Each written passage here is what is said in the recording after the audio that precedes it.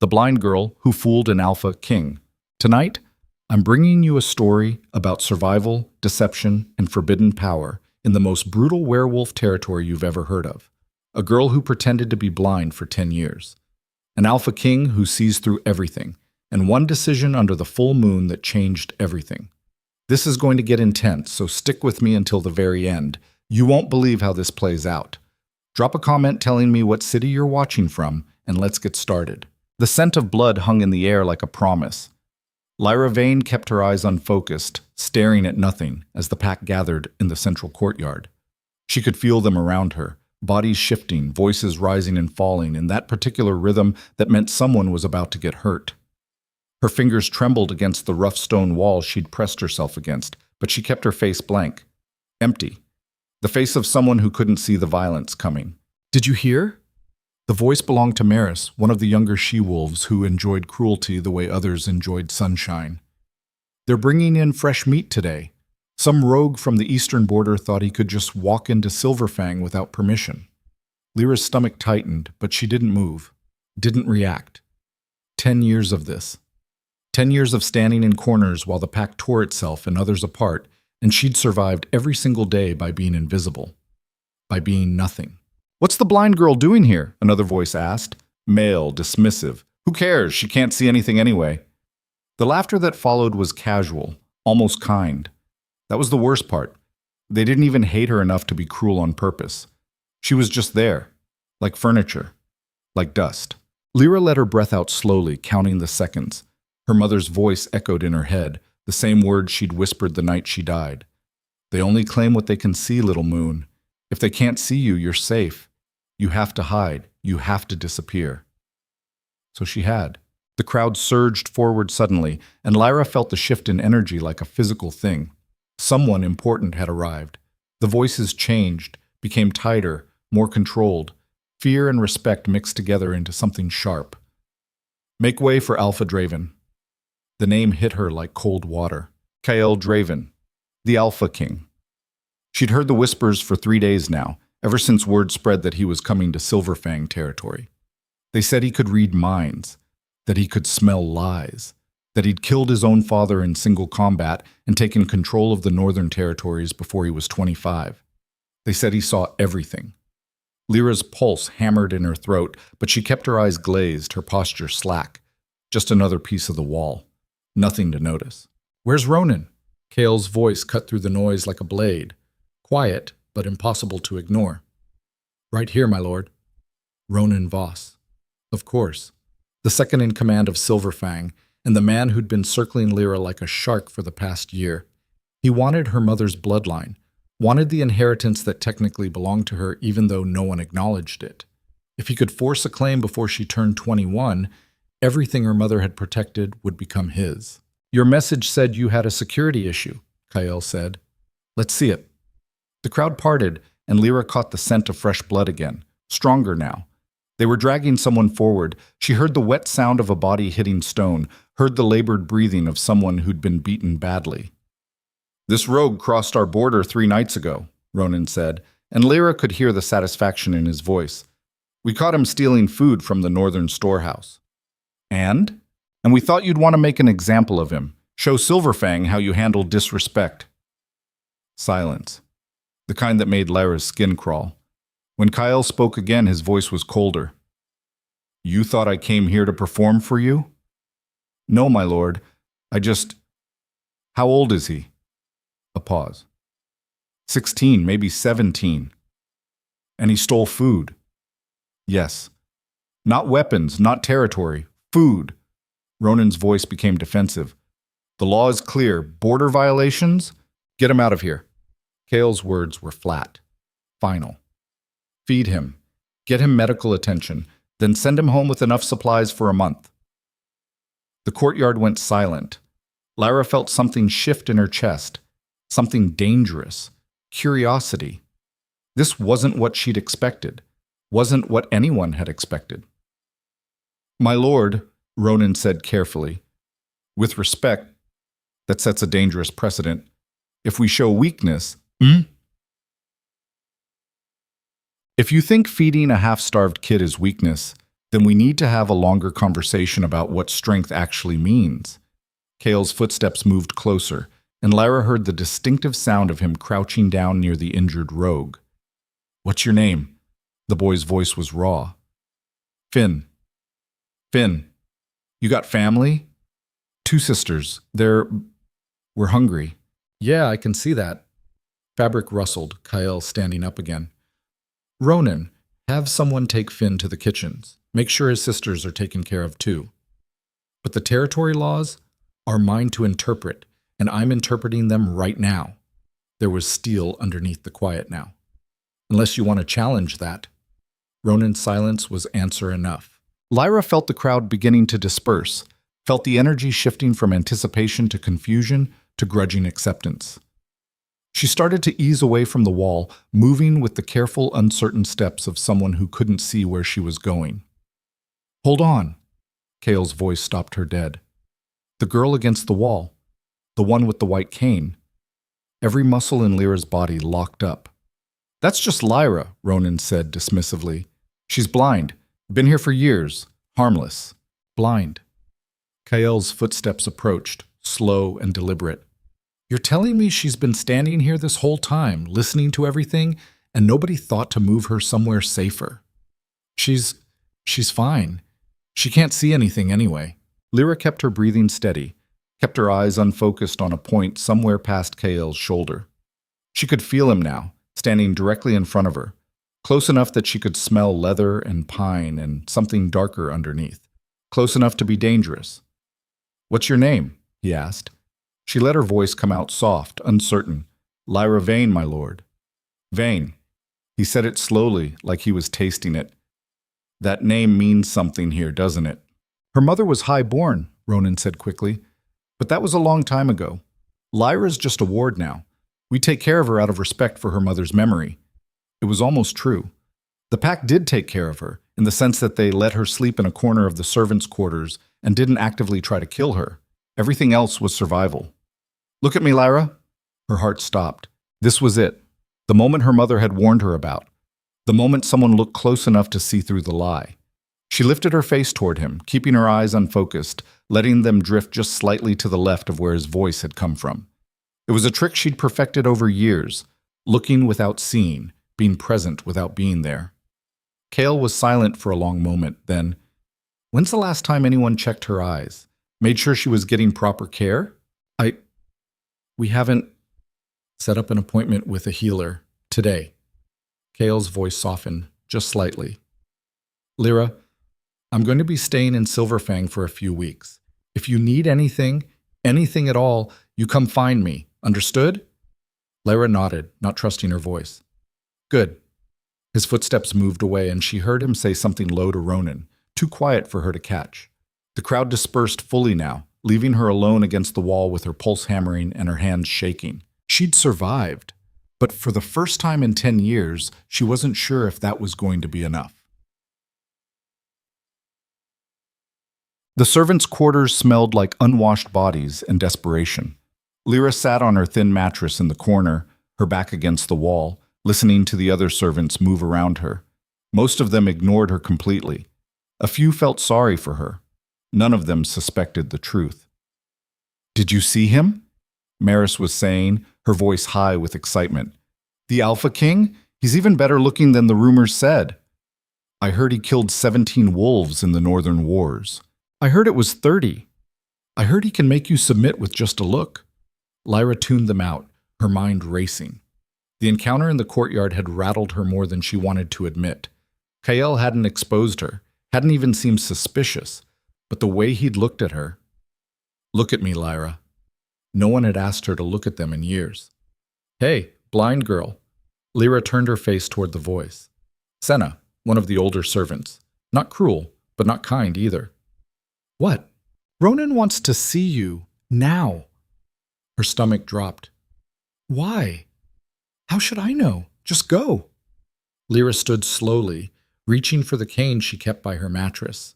It was a prop more than anything else. She didn't actually need it, but it sold the illusion, made people dismiss her even faster. The walk to Ronan's office was familiar enough that she could do it blind for real. Down the corridor, left at the main hall, up the stairs to the administrative wing. She kept her steps uncertain, her cane tapping against the stone floor.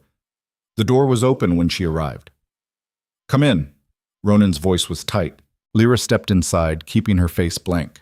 The office smelled like old paper and whiskey. She'd been here before, usually when Ronan wanted to remind her that she was nothing, that he could take everything from her whenever he wanted. "Close the door." She did, her fingers finding the handle with practiced ease. "Sit." There was a chair in front of his desk. She'd sat in it a dozen times. She felt for it now, lowering herself carefully. "Do you have any idea," Ronan said slowly, "how much of a problem you just became?" Lyra kept her expression neutral. "I don't understand, sir." "Don't you?" He stood up and she heard him move around the desk. "The Alpha King takes an interest in a blind servant girl, tells me to get her medical care, tells her to come to him if she needs anything." He was close now, standing right in front of her. "What did you do?" "Nothing. I didn't—" "Don't lie to me." His hand shot out, gripping her chin. Not hard enough to bruise, but hard enough to control. "You think I don't know what you are? What you've been hiding?" Terror spiked through her, but she kept her eyes unfocused, kept her breathing steady. "I'm not hiding anything. Your mother's bloodline.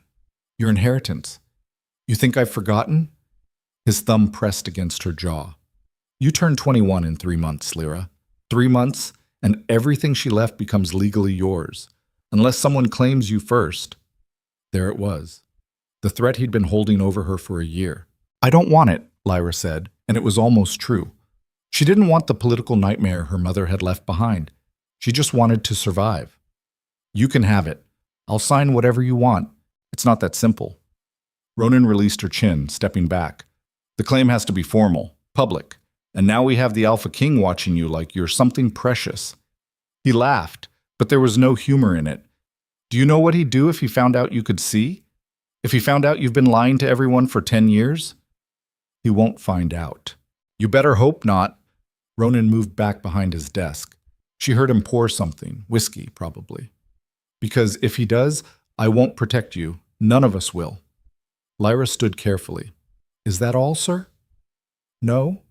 The word stopped her at the door. "The healer appointment. You'll go. You'll let them examine you, and you'll make sure they find nothing wrong. Understood?" "Yes, sir." "Good. Get out." She left, her legs shaking, her mind racing. 3 months until she turned 21. 3 months until Ronan could force a formal claim. And now she had the Alpha King's attention, which was either the best thing that could happen or the worst. Probably the worst. Itat. The healer's office was in the eastern wing, and Lyra arrived exactly on time the next morning. She'd barely slept, her mind spinning through scenarios, trying to figure out how to pass an eye exam when she could actually see perfectly. "You must be Lyra."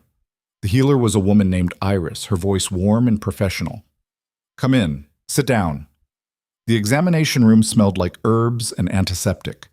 Lyra sat in the chair Iris indicated, her hands folded in her lap. "I'm going to do a basic examination," Iris said, "just to see what we're working with. The Alpha King was very insistent that you receive proper care." "I'm fine," Lyra said quietly. "Really, I've been this way since I was a child. I'm used to it." "Even so, let's take a look." The examination was thorough and terrifying. Iris checked her eyes with light, tested her peripheral vision, asked her to follow movements. Lyra kept her responses careful, controlled. She'd studied blindness for years, knew how to mimic the right reactions, knew how to fail the right tests. But Iris was better than she'd expected. "Your eyes look healthy," the healer said slowly. "No scarring, no obvious damage, but your pupils aren't responding quite right, because Lyra was controlling them, keeping them dilated just slightly too much." "I was told it was a birth defect," Lyra said. "Something with the nerves." "Possibly." Iris stepped back. "I'd like to do some more tests, more specialized ones." "I don't think that's necessary." The door opened. "How's our patient?" Kael's voice. Lyra's heart slammed against her ribs, but she kept her face calm, kept her eyes unfocused. "Alpha King," Iris said, clearly surprised. "I wasn't expecting you. I wanted to check in." His footsteps approached. "What's the verdict?" Her eyes appear structurally sound, but she's showing signs of neural blindness. I'd like to run more tests to be certain. Do it. Whatever she needs. That's very generous, my lord. But no buts. Kale's voice was firm. She's under my protection now. Make sure she gets the best care available.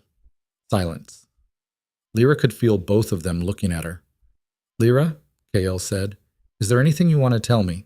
The question hung in the air like a blade. No, my lord, she said softly. Thank you for your kindness. Kindness. He said the word like he was testing it.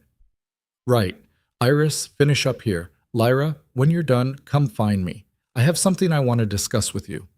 He left before she could respond. Iris completed the examination in silence, then finally said, You're free to go. I'll schedule the additional tests for next week. Lyra stood, reaching for her cane. Thank you. Outside in the corridor, she stopped to catch her breath. Her hands were shaking. This was getting too complicated, too dangerous. Kyle was watching her too closely, asking too many questions. She needed to be more careful. She needed to disappear again. But when she made her way to the main hall, following the summons Kale had given her, she found him waiting in one of the private meeting rooms. He was standing by the window, looking out over the territory. Close the door, he said without turning around. Lyra did, her pulse racing. How long have you been pretending to be blind? The words hit her like a fist. She opened her mouth to deny, to deflect, to lie, but nothing came out. Kale turned to face her, and for the first time in 10 years, Lyra met someone's eyes directly. His were gray, cold, absolutely certain. I'm not? Don't. He crossed the distance between them in 3 steps. I've been watching you for 2 days.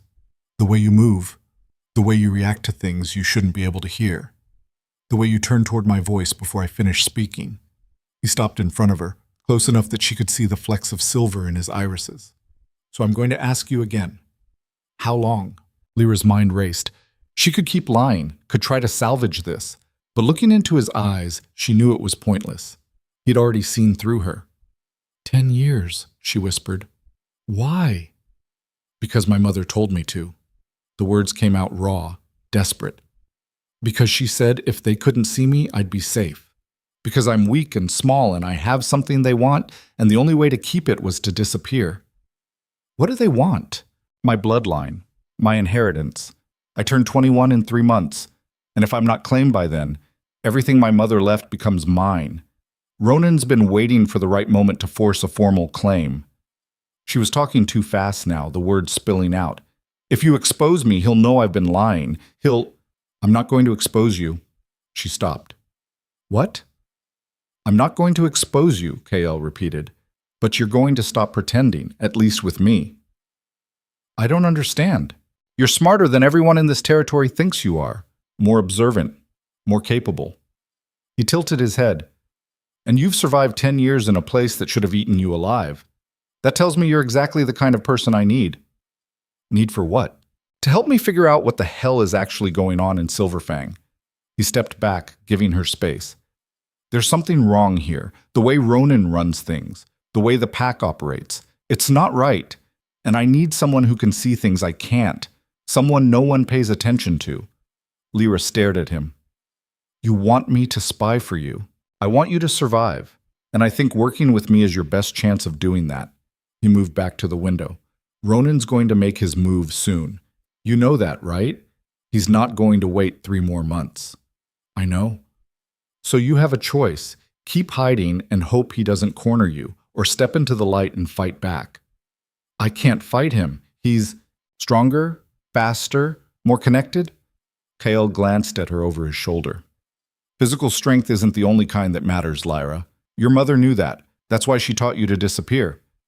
And what are you teaching me? To be seen. The words settled over her like a challenge. Kale turned fully now, his expression serious. I'm making you my personal attendant, starting today. You'll stay close to me, help me with whatever I need, and in return I'll make sure Ronan can't touch you. He'll know something's wrong. Let him know. Let him wonder. Kale's smile was sharp. The best way to protect you is to make you too valuable to lose. And the best way to do that is to put you somewhere no one can ignore you. Lyra's mind spun. This was insane. This was the opposite of everything she'd learned, everything she'd practiced. But looking at Kyle, seeing the certainty in his eyes, she felt something she hadn't felt in 10 years. Hope. Okay, she said quietly. Okay? I'll do it. I'll help you. Kyle nodded, satisfaction crossing his features. Good. First order of business. Stop using that damn cane. You don't need it, and it makes you look weak. That's the point. Not anymore. He moved toward the door. Come on. We have work to do. Lyra followed him, her heart hammering, her hands still shaking. She'd just made the most dangerous decision of her life, and she had no idea if she was going to survive it. Well, the next 3 days were a blur. Kyle kept her close, closer than anyone had been in years. She attended his meetings, stood beside him during pack gatherings, helped him review territorial reports, and slowly, people started to notice. Why is the blind girl always with him? I heard he made her his personal attendant. That's weird, right? Why would he want her? The whispers followed Lyra everywhere, but Kyle didn't seem to care. He treated her like she was competent, like her opinions mattered.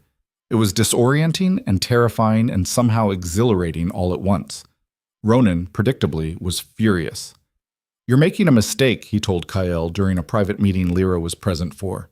That girl is damaged goods. She's smarter than half your council, Kyle interrupted, and more loyal than most of them, too. Loyal? Ronan's laugh was bitter.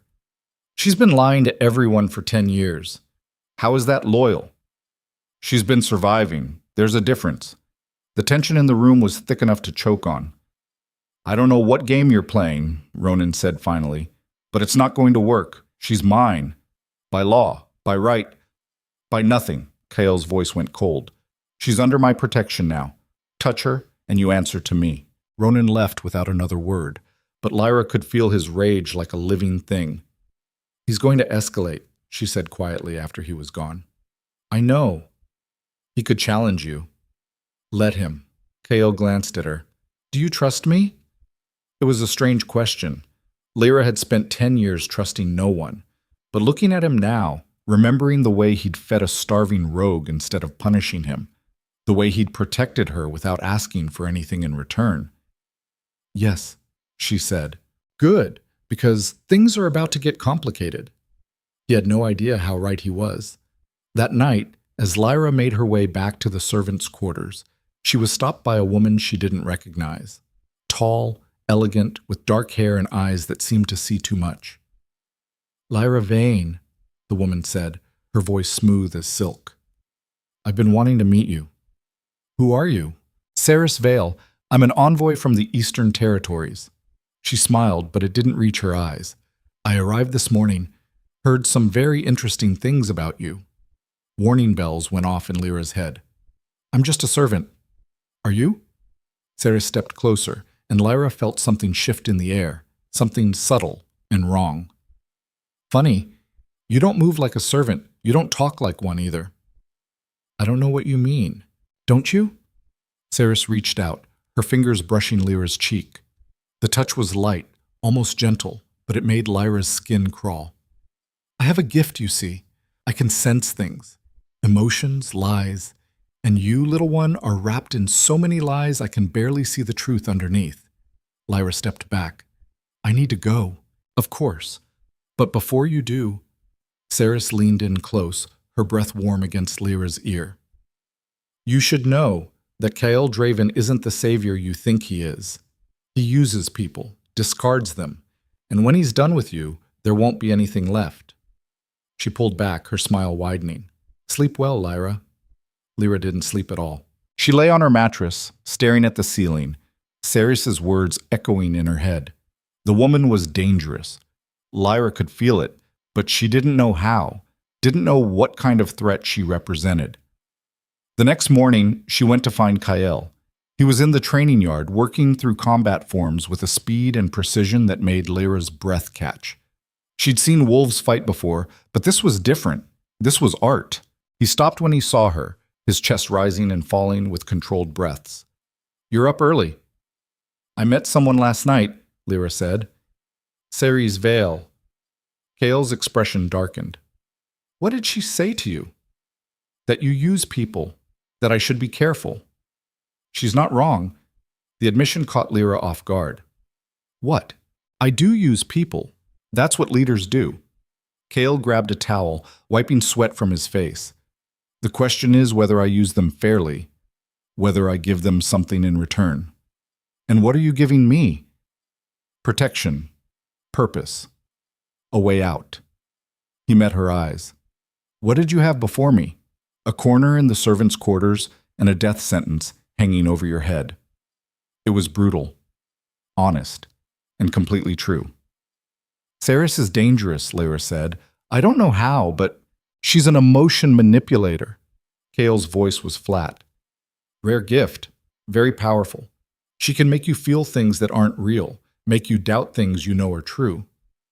Why is she here? Because the Eastern Territories want to know what I'm doing in Silverfang, and because Ronan probably invited her to help him get rid of me. Lyra's stomach dropped. What do we do? We stay alert, we trust each other, and we don't let her get in our heads. Kyle stepped closer. Can you do that? I've been lying to myself for 10 years. I think I can handle a little emotional manipulation. He smiled. Actually, smiled. Good. Because I need you sharp today. Why?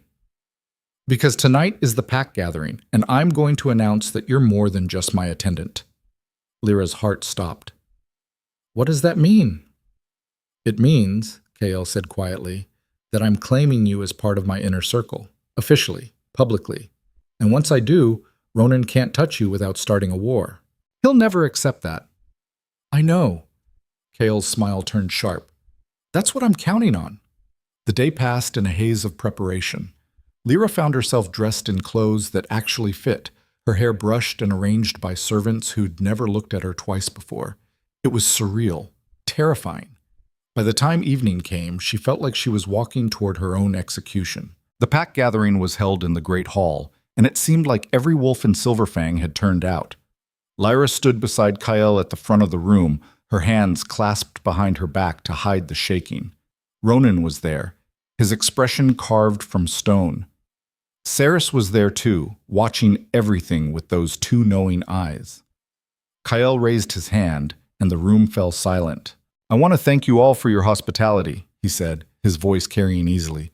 Silverfang has been educational. Polite laughter. During my time here, I've been evaluating your territory, your resources, your leadership. His gaze swept the room. And I found something interesting. The tension ratcheted up. You have strength, you have numbers, but you're being run by someone who mistakes cruelty for power. The room went dead silent. Ronan stood slowly. Careful, Alpha King. Or what? Kale's smile was cold. You'll challenge me? Please, I'm begging you. You have no authority here. This is my territory. Actually, Kale interrupted, it's not. Silverfang falls under northern jurisdiction, which means it falls under mine. And I've decided to make some changes. You can't. I just did. Kale gestured to Lyra. Starting tonight, Lyra Vane is under my direct protection. Anyone who harms her, threatens her, or tries to force a claim on her will answer to me personally. The room erupted. Ronan's face went white with rage. She's nothing. She's smarter than you, braver than you, and she's exactly the kind of person this territory needs. Kale's voice cut through the noise. The question is whether you're going to accept that, or whether we're going to have a problem. Ronan took a step forward, his hands clenched into fists, and then Saris spoke. How fascinating. Her voice was soft, but it carried. The Alpha King, protecting a blind girl. Tell me, Kyle, what exactly do you see in her? The question landed like a bomb. Kale looked at Saris, his expression unreadable. Then he looked at Lyra, and in front of the entire pack he said, everything. The word hung in the air, Lyra's breath caught, and Ronan lunged. He didn't shift, didn't have time. He just moved, fast and brutal, his hand reaching for Lyra's throat. But Kyle was faster. He caught Ronan mid-strike, his grip iron around the other man's wrist. For a moment they stood frozen, power crackling between them. Then Kale twisted. The sound of bone breaking was loud in the silence. Ronan screamed, dropping to his knees. Touch her again, Kyle said quietly, and I'll kill you. He released Ronan, letting him collapse to the floor. The pack was silent. Kale turned to face them all. Meeting's over. Get out. They left in a rush, whispers following them out the door. Only Lyra remained, standing beside Kael, her heart hammering so hard she thought it might break through her ribs. Are you okay? Kael asked. She nodded, not trusting her voice. Good. He looked down at Ronan, who was still on the floor, cradling his broken wrist. You have 24 hours to leave Silverfang. If you're still here after that, I'll make what just happened look like mercy. Ronan looked up, his eyes filled with hate. This isn't over. Yes, Kael said, it is. He turned, placing a hand on Lyra's back, guiding her toward the door. They were halfway across the courtyard when Lyra finally found her voice. You just made an enemy for life. I know. He's not going to just leave. He's going to try to kill me, try to kill you, try to burn everything down.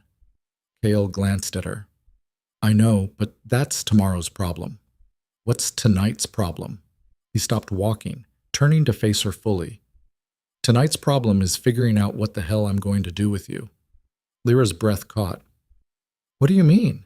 I mean, you're not going back to the servants' quarters. You're not safe there. He ran a hand through his hair, frustration evident.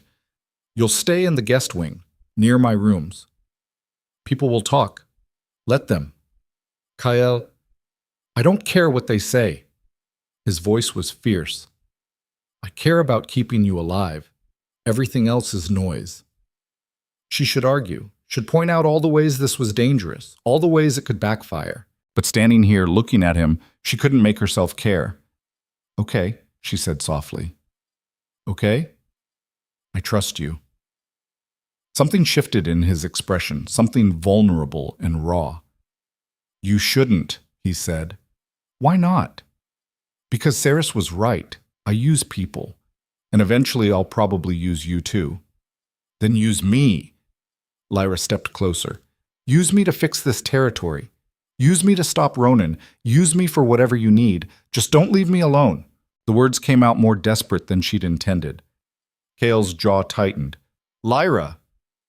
I've been alone for 10 years.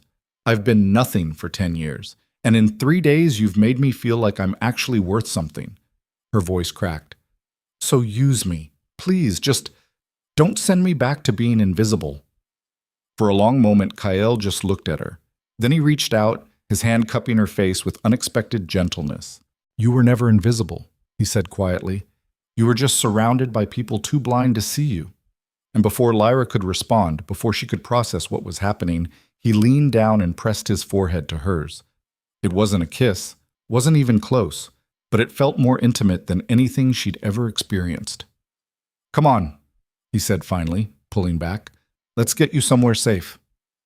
They walked through the darkened corridors together, side by side, and for the first time in a decade, Lyra didn't feel the need to hide.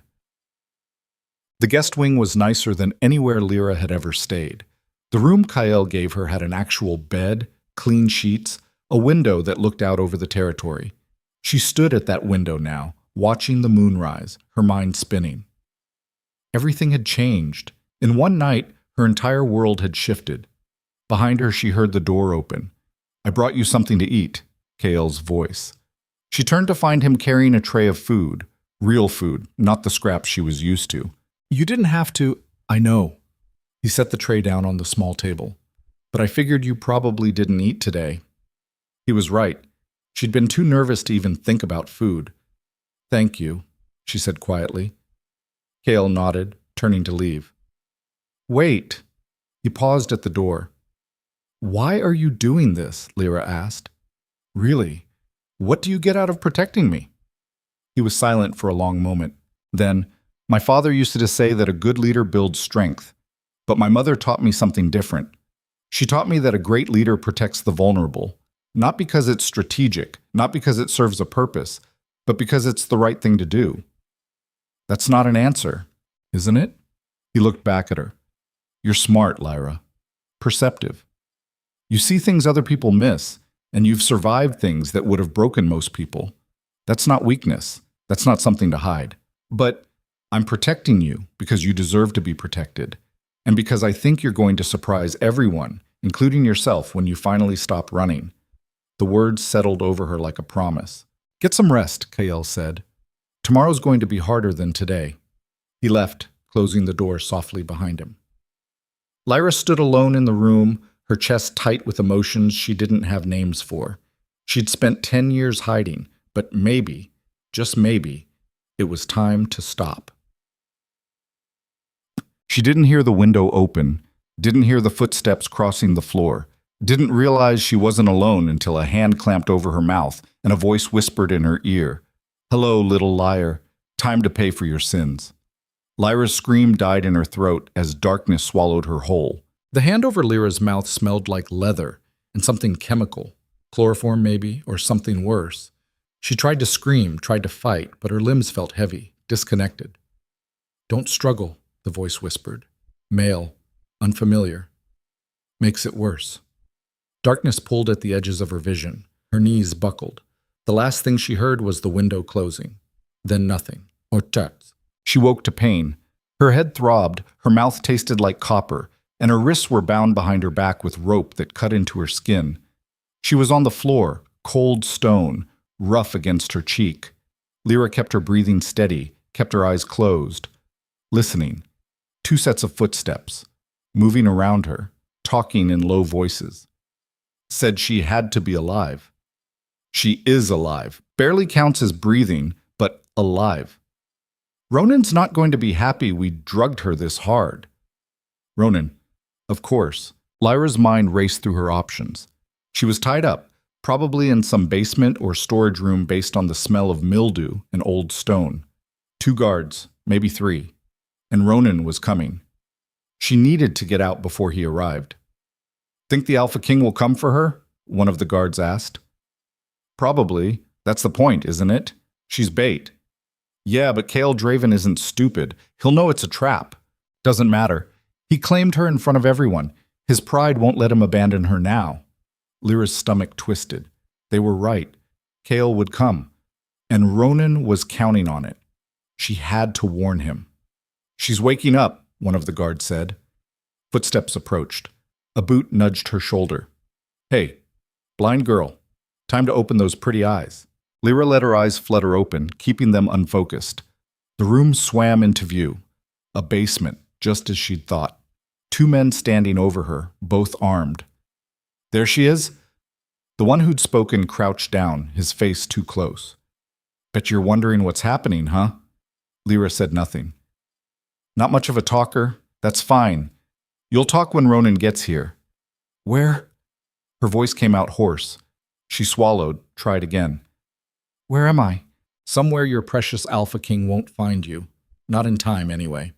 The door at the top of the stairs opened. Footsteps descended, heavier, more deliberate. Ronan appeared, his wrist wrapped in bandages from where Kael had broken it. His face was a mask of controlled rage. "Leave us," he said. The guards didn't argue. They climbed the stairs and shut the door behind them.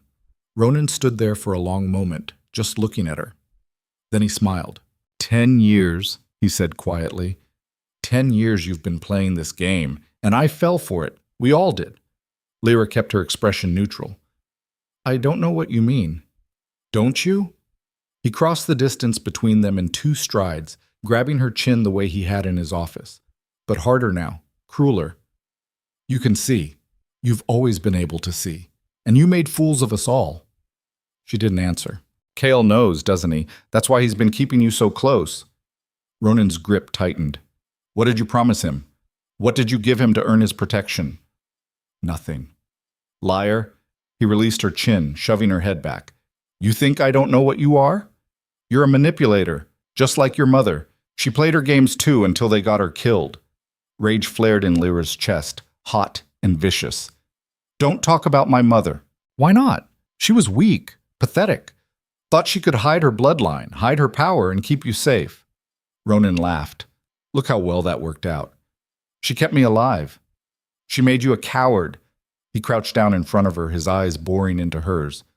"But that ends tonight. Tonight you stop hiding. Tonight you become mine." Lyra's blood went cold. "What?" "I'm going to claim you, formally, publicly. His smile widened. "And there's not a damn thing Kael Draven can do about it. He'll kill you." "Will he?" Ronan stood, pacing now. "See, that's where you're wrong. Kael's strong, sure, fast, dangerous. But he's also bound by his own rules. He can't just execute me without cause, not without starting a civil war." "Kidnapping isn't cause?" "Who said anything about kidnapping?" Ronan's voice turned cold. "As far as anyone knows, you came here willingly, realized that Kael was using you, decided to accept my claim instead." "No one will believe that. Won't they?" He stopped pacing, looking down at her. "You've been lying for 10 years, Lyra. Why would they believe anything you say now?" The logic was twisted, vicious, and completely sound. "The full moon is in 3 days," Ronan continued. "That's when I'll make my claim official. In front of the entire pack. In front of Kael." He smiled. "And you're going to stand there and accept it." "Never." "You will. Because if you don't, I'll make sure Kael dies." Ronan's voice went soft, dangerous. "I've got 30 wolves loyal to me. More than enough to take him down if he's distracted. And you, little liar, are the perfect distraction." Lyra's mind raced. He was right. If she refused, if she fought, Kael would intervene. And against 30 wolves, even Kael couldn't win. "So here's how this works," Ronan said. "You stay here. Quiet. Obedient. And in 3 days, you become mine. Or you fight, and I kill everyone you care about." "I don't care about anyone." "Don't you?" His smile turned knowing. "I've seen the way you look at him, the way you follow him around like a lost puppy. You care, and that makes you weak." He turned to leave. "Ronan." He paused at the stairs. "Kael's going to come for me," Lyra said quietly. "And when he does, he's going to rip you apart." Ronan looked back at her, his expression almost pitying. Let him try. The door closed, and Lyra was alone in the darkness. Okay. Kael knew something was wrong the moment he woke up. The air felt different, off, like the world had shifted while he slept. He was out of bed in seconds, pulling on clothes, his instincts screaming. Lyra. He crossed the hall to her room, not bothering to knock. The door swung open to reveal an empty bed, an open window, and the faint scent of chemicals hanging in the air. His vision went red. "Lock down the territory," he snarled to the guard in the hallway. "No one in or out. Find Ronan, now." The guard ran. Kael stood in Lyra's room, his hands clenched into fists, his wolf clawing at his control. Someone had taken her. Someone had broken into his territory, into his protection, and stolen her right out from under him. And he had a pretty good idea who. He was halfway to Ronan's quarters when Saris stepped into his path. "Looking for someone?" she asked, her voice smooth. "Move. So aggressive." She tilted her head. "But I suppose that's to be expected. She's been taken from you, your precious little project." Kael's hand shot out, gripping her throat, slamming her against the wall. "Where is she?" Saris didn't struggle, didn't even look afraid. She just smiled. "Careful, Alpha King. Kill an envoy, and you start a war you can't win." "Tell me where she is." "Why would I know that?" "Because you've been in Ronan's pocket since you arrived." Kael's grip tightened. "You think I didn't notice? The way you whisper to him? The way you look at me like you're waiting for me to fail?" "Observant." Saris's voice was strained now, but still controlled. "But you're wasting time. Even if I knew where she was, which I don't, you'd never reach her in time." "In time for what?" "For Ronan to break her." Saris's smile widened. "He's very good at that, breaking things. By the time you find her, she won't even remember why she trusted you." Kael released her, stepping back. His wolf wanted blood. Wanted to tear her apart for even suggesting, no, he couldn't lose control. Not now. "You're right," he said quietly. "I am wasting time." He turned and walked away, leaving Saris gasping against the wall. His mind was already working, already calculating. Ronan wouldn't take Lyra far. He'd want to keep her close, keep control of the situation, which meant she was still in Silverfang, still within reach. The question was where. Kael found his answer in the territorial map spread across the council room table. There were 3 locations that made sense: isolated, defensible, easy to guard. An old storage facility on the eastern border, a hunting cabin in the northern woods, and the underground chambers beneath the original pack house. He'd bet everything on the chambers. Assemble a team, he told his second. 5 wolves, fast and quiet. What about Ronan's guards? Leave them to me. Lyra had been working on the ropes for an hour when she heard footsteps on the stairs again. Her wrists were raw, bleeding from where she'd been twisting and pulling, but she'd managed to loosen the knots slightly. Not enough to escape, but enough that she might be able to slip free if she had a few more minutes. The door opened, but it wasn't Ronan. It was Saris. "Hello, little liar," the woman said, descending the stairs with that same unsettling grace. "Having fun?" Lyra said nothing. Saris circled her slowly like a predator sizing up prey. "You've caused quite a stir, you know. The entire territory is talking about you. The blind girl who wasn't blind. The servant who seduced an alpha king." "I didn't seduce anyone." "Didn't you?" Saris crouched down, her face level with Lyra's. "You made yourself indispensable. Made him believe you were worth protecting. That's seduction, sweetheart. Just a different kind." "What do you want?" "I want to understand." Saris tilted her head. "What is it about you that made Cale Draven, the man who's rejected every alliance, every mate bond, every connection offered to him, decide you were worth claiming?" "He didn't claim me." "Didn't he?" Saris's smile was knowing. "He stood in front of the entire pack and said you were under his protection. That's as close to a claim as it gets without an actual bond." Lyra's pulse hammered. "You don't know what you're talking about." "Don't I?" Saris reached out, her fingers brushing Lyra's cheek. That same wrong feeling washed over her, like emotions that weren't hers were trying to sink into her skin. "Let me tell you what I see. I see a girl who's been alone so long she doesn't know how to accept help. I see a man who's been powerful so long he's forgotten what it means to be vulnerable. And I see a connection that's going to destroy them both. Get away from me." "Why?" "Afraid I'm right?" Saris's voice dropped to a whisper. "You know what the worst part is? Kyl's going to come for you. He's going to walk right into Ronan's trap, and when he dies, it'll be because you made him care."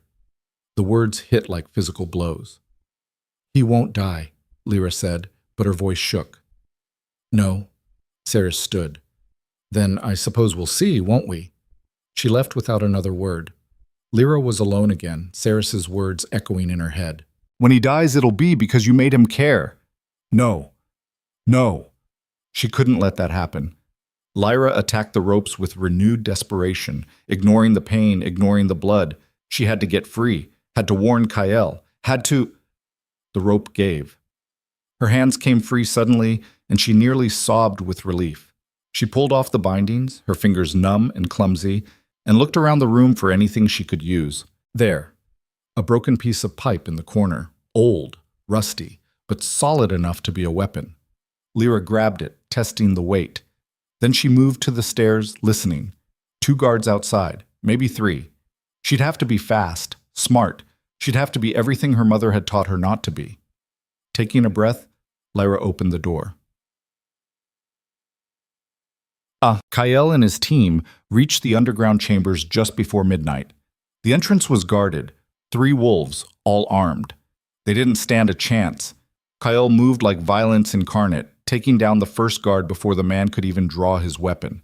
The other 2 tried to run. His team caught them. "Where is she?" Kyle asked, his hand wrapped around the first guard's throat. "I don't..."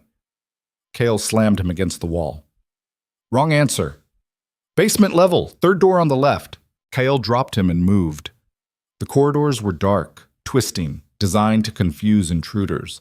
But Kyle could smell her now, blood and fear, and that unique scent that was just Lyra. He followed it like a lifeline. The 3rd door was locked. He broke it down. The room was empty. No, not empty. There was blood on the floor, fresh, and the ropes that had bound her were cut clean through. "She got out," one of his team members said. "She's..." A scream echoed through the corridors. Kyle ran. He found her in the main hall, surrounded by 4 guards.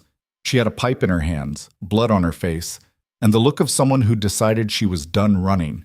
1 guard was already on the ground. The other 3 were advancing. Kyle didn't hesitate. He tore into them like the predator he was, claws and teeth and ruthless efficiency. It was over in seconds. When the last guard fell, Kale turned to find Lyra staring at him, her chest heaving, her eyes wide. "You came," she whispered. "Of course I came." He crossed to her, his hands gentle on her face despite the violence still singing in his veins. "Are you hurt?" "I'm fine. Her voice broke. "Kyle, it's a trap. Ronan's planning something. He said—" "I know." "You know?" "I know he's using you to get to me. I know he's probably got 30 wolves ready to ambush us." Kyle's thumb brushed across her cheekbone. "I don't care. You should care. You could die. And you could have died tonight." His voice went rough. "You think I'm going to let that happen?" "Kale, no." He pulled her closer, his forehead pressing against hers the way he had before. "No more arguments. No more hiding. You're mine to protect. Accept it." "I'm not yours." "Aren't you?" His eyes bore into hers. "Then why did you fight your way out instead of waiting for rescue? Why did you take on 4 armed guards with nothing but a rusty pipe?"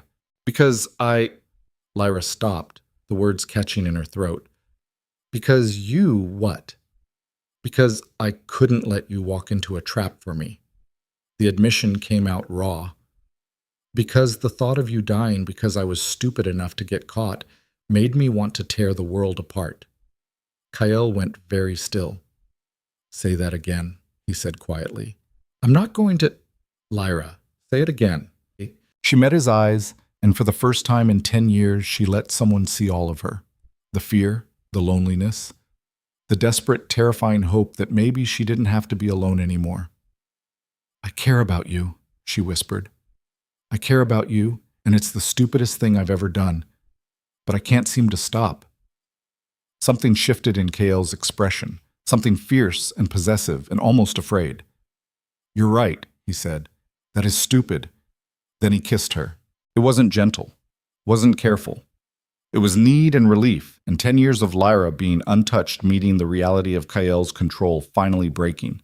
She kissed him back with everything she had, her hands fisting in his shirt, her body pressed against his like she could disappear into him.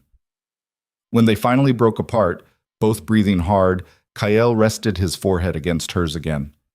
"We need to go," he said, "before Ronan realizes you're gone. He's going to come after us." "Let him." They made it halfway to the exit before the ambush hit. Wolves poured out of the shadows, more than 30, just like Ronan had promised. They surrounded Kyle's team, cutting off every escape route, and at the center of them all stood Ronan, his face twisted with rage. "Did you really think," he said, his voice carrying through the chamber, "that I'd let you just walk out of here?" Kale pushed Lyra behind him. "This is between us, Ronan. Let my team go." "No," Ronan smiled. "See, I've realized something tonight. You're not going to leave Silverfang peacefully. You're not going to let me have what's mine. So I'm going to have to take it." "She's not yours." "Isn't she?" Ronan's eyes found Lyra. "Tell him, little liar. Tell him about the inheritance, about the bloodline, about everything you stand to gain when you turn 21. Kale went very still. "What is he talking about?" Lyra's heart sank. "Kale, she didn't tell you." Ronan's laugh was vicious. "Of course she didn't. She's been hiding that too. See, Lyra's not just some servant. She's the last heir of the Vane bloodline. And when she turns 21 in 3 months, she inherits control of half of Silverfang's resources." The team shifted, weapons rising. "That's why I want her," Ronan continued. "Not because she's pretty, not because I care, but because with her bloodline and my position, I can take control of this entire territory." "And you thought I didn't know that?" Kale's voice was ice. "You thought I was protecting her out of ignorance?" Ronan's smile faltered. "What? I've known about her inheritance since the day I arrived. I've known about your plans, about your ambitions, about every pathetic scheme you've been running." Kale's voice dropped lower. "The difference between us is that I don't need to force a claim to get what I want. I just need her to choose me." He turned to look at Lyra, his eyes holding hers. "So here's your choice," he said quietly. "You can go with Ronan, take your inheritance, play it safe, or you can trust me. Trust that I'll protect you. Trust that together we can build something better than either of us could alone." The chamber fell silent. Lyra looked at Ronan, at the hate in his eyes, the calculation, the cruelty. Then she looked at Kael, at the certainty in his expression, the quiet strength, the way he'd broken down a door to find her. It wasn't really a choice at all. "I choose you," she said. Ronan's face twisted. "You stupid! I choose him," Lyra said louder. "And if you want my inheritance, you're going to have to kill me for it." The words hung in the air like a declaration of war. Ronan's wolves shifted, ready to attack. Kael's team braced. And just as the violence was about to break loose, a new voice cut through the tension. "Stop!" Everyone turned. Ceres stood at the entrance to the chamber, but she wasn't alone. Behind her were a dozen wolves wearing the insignia of the Eastern Territories. "The Council has been watching this situation develop," Ceres said, her voice carrying easily, "and we've made a decision." "What decision?" Ronan demanded. "That Silverfang is no longer fit to govern itself." Ceres' smile was cold. "Effective immediately, this territory falls under Council jurisdiction. Ronan Voss, you are removed from command. Kael Draven, you are appointed temporary administrator until a formal review can be conducted." "You can't do that," Ronan snarled. "We just did." Ceres turned her gaze to Kael. "Of course, there are conditions." "There always are," Kael said flatly. "The girl." Ceres nodded toward Lyra. "Her inheritance is too valuable to leave unsecured. If you want to maintain control of Silverfang, you'll need to formalize your claim on her."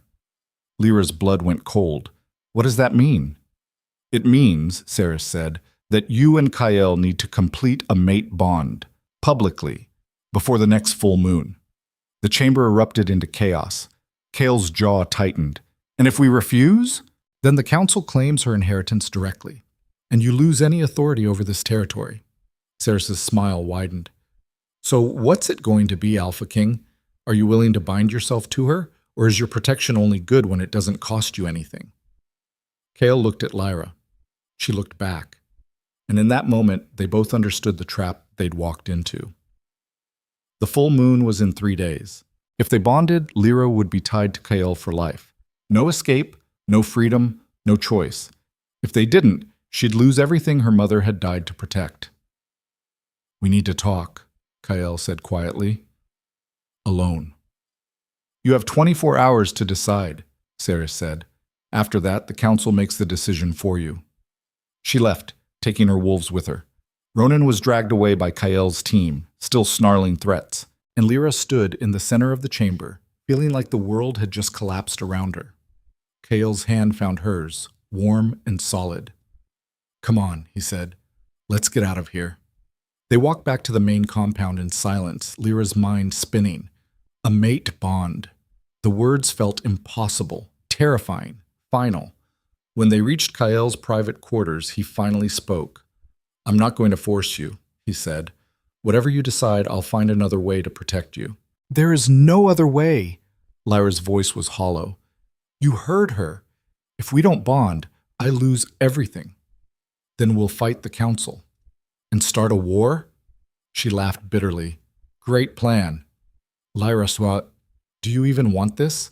The question came out sharp. "Or are you just trying to be noble?" Kael was silent for a long moment, then, "What I want doesn't matter." "Yes, it does." "Why?" "Because I'm not going to trap you into a bond you don't want just to save my own skin." Lyra met his eyes. "So tell me the truth. Do you want to be bound to me for the rest of your life? Yes or no?" Kael's jaw worked. When he finally spoke, his voice was rough. "I've spent my entire life avoiding exactly this. Avoiding connections. Avoiding vulnerability. Because every time I let someone in, they either used me or betrayed me or died." He stepped closer. "But you make me want to try anyway, and that terrifies me more than any war ever could." The honesty in his words stole Lyra's breath. "So yes," Kael said quietly. "I want this. I want you. But not because some council is forcing my hand. I want you to choose me because you want to, not because you have to." Lyra's hands were shaking. "And if I can't tell the difference, then we wait. We figure it out. We have 3 days, Kael." Her voice cracked. "In 3 days, either we bond or I lose everything. There's no time to figure it out." "Then what do you want me to say?" I want you to tell me this is going to be okay. The words came out desperate. I want you to tell me that bonding with you won't be the worst mistake of my life. Kael's hands cupped her face, tilting her head up. I can't promise that, he said. I can't promise I won't screw this up. Can't promise I won't hurt you. Can't promise anything except that I'll try. Every day. To be worth the risk you're taking. Tears burned in Lyra's eyes. That's not enough. I know. I need... Her voice broke. I need to think. I need... Go. Kael released her, stepping back. Take the night. Take however long you need. Just don't run, please. Lyra nodded, not trusting her voice. She left his quarters and made her way back to the guest wing, her mind a storm of fear and hope and confusion. A mate bond meant forever, meant no escape, meant trusting someone with everything she was. She'd spent 10 years learning not to trust anyone. How was she supposed to unlearn that in 3 days? Lyra collapsed onto her bed, staring at the ceiling. The full moon was in 72 hours, and she had no idea what she was going to do. She must have fallen asleep, because when she opened her eyes, sunlight was streaming through the window, and Ceres was sitting in the chair across the room, watching her. Lyra bolted upright. How did you... Your door wasn't locked. Ceres' smile was cold. You should be more careful. Get out. In a moment. Ceres leaned forward. First, I want to make you an offer. I don't want anything from you, don't you? Ceres tilted her head. What if I told you there was a way to keep your inheritance without bonding with Kael? A way to have your freedom and your power? Lyra's pulse quickened despite herself. I'm listening. The council doesn't actually care about you, Ceres said. They care about control, about making sure Silverfang's resources don't fall into the wrong hands. She paused. But what if those resources fell into my hands instead? What are you talking about? I'm talking about a partnership. Ceres' voice dropped. You sign your inheritance over to me. I use my influence with the council to have the mate bond requirement waived, and you walk away free. It sounded too good to be true, which meant it was. And what do you get out of this? Lyra asked carefully. Access to Silverfang's resources, a foothold in Northern Territory, power. Ceres smiled. I'm not pretending to be altruistic here. This is a business arrangement. And Kael loses any claim to this territory, but he keeps his life, his position, his precious morality. Ceres leaned back. Everyone wins. Lyra's mind raced. It was manipulation. She could feel it, but it was also tempting. A way out. A way to avoid the terrifying vulnerability of bonding with someone. Think about it, Ceres said, standing. You have 3 days, but the offer expires at the full moon. She left as silently as she'd arrived. Lyra sat alone in the room, her hands shaking. She had a choice. Freedom or connection, safety or risk, and only 3 days to decide which one would destroy her less. The full moon was coming, and with it, the moment Lyra Vane would have to step into the light and choose whether to claim her power alone, or let someone see her completely and risk losing everything in, or let someone see her completely and risk losing everything in the process. Lyra didn't leave her room for the rest of the day. She sat by the window, watching the sun move across the sky, Ceres' offer replaying in her mind like a broken record. Freedom, power, no strings attached. It sounded perfect, which meant it was poison. But the alternative, bonding with Kael, felt like stepping off a cliff with no guarantee of landing safely. A knock at the door startled her. It's me, Kael's voice. Can I come in? Lyra's throat tightened. It's your territory? The door opened. Kael stepped inside, closing it behind him. He looked tired, shadows under his eyes, tension in his shoulders. You didn't come to dinner, he said. Wasn't hungry. Lyra I need more time. The words came out sharper than she intended. You said I could have however long I needed. I'm taking it. Kael was silent for a moment. Then he moved to the window, standing beside her but not touching. Ceres came to see me today, he said quietly. Lyra's stomach dropped. What did she say? That she made you an offer, a way out of the bond. His eyes stayed fixed on the horizon. She wouldn't tell me the details, Said it was between you and her. Are you angry? Should I be? I don't know. Lyra's hands twisted in her lap. Are you going to ask me what the offer was? No. The answer surprised her. Why not? Because if you wanted me to know, you'd tell me. Kyle finally looked at her. I meant what I said last night. I'm not going to force you, not into a bond, not into staying, not into anything. The gentleness in his voice made her chest ache. What if I take her offer? Lyra asked. What if I walk away? Then I lose Silverfang and you. He said it matter-of-factly, like he was discussing the weather. But you'd be free. So maybe that's the right choice. You'd just let me go? What else would I do? Chain you to my side? Kale's jaw tightened. I've seen what happens when people are forced into bonds they don't want. It destroys them. I won't do that to you. Lyra turned to face him fully. Even if it costs you everything? Even then. The conviction in his voice broke something inside her. Because Saris was right. Kyle was too good, too noble, too willing to sacrifice himself for someone else's freedom, and that made him dangerous in ways Ronan could never be. I need to tell you something, Lyra said before she could lose her nerve. About my mother. Kyle waited. She didn't die of natural causes. The words tasted like ash. She was killed by someone in the pack, someone who wanted her bloodline, her power, her inheritance. Do you know who? No. But she knew it was coming. That's why she made me promise to hide, to disappear, because whoever killed her would come for me next. Kale's expression darkened. And you think that person is still here? I know they are.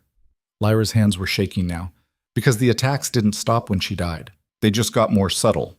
The servants who accidentally put wolfsbane in my food, the guards who looked the other way when I was cornered, the whispers that I was cursed, that anyone who got close to me would suffer. Why didn't you tell me this before? Because I didn't trust you. The admission came out raw. Because everyone I've ever trusted has either died or betrayed me, and I couldn't— Her voice cracked. I couldn't risk it. Kael moved closer, his hand cupping her face with devastating gentleness. I'm not going to die, he said, and I'm not going to betray you. You can't promise that. Yes, I can. His thumb brushed across her cheekbone.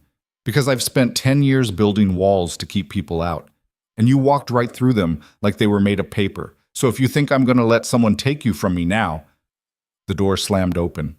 They both turned to find one of Kyle's team members, blood streaming down his face. We're under attack, he gasped. Ronan's forces. They broke out of containment. He collapsed. Kyle was moving before Lyra could process what was happening, checking the man's pulse, his expression going cold and focused. He's alive. Barely. Kale looked up at her. Stay here. Lock the door. Don't open it for anyone but me. Kyle, I mean it, Lyra. His voice went hard. This is what Ronan wanted. To pull me away from you. To create chaos. Don't give him what he wants. He was gone before she could argue. Lyra stood alone in the room, her heart hammering. She should listen. Should lock the door and wait like he'd said. But the instinct that had kept her alive for 10 years was screaming. This was wrong. All of it.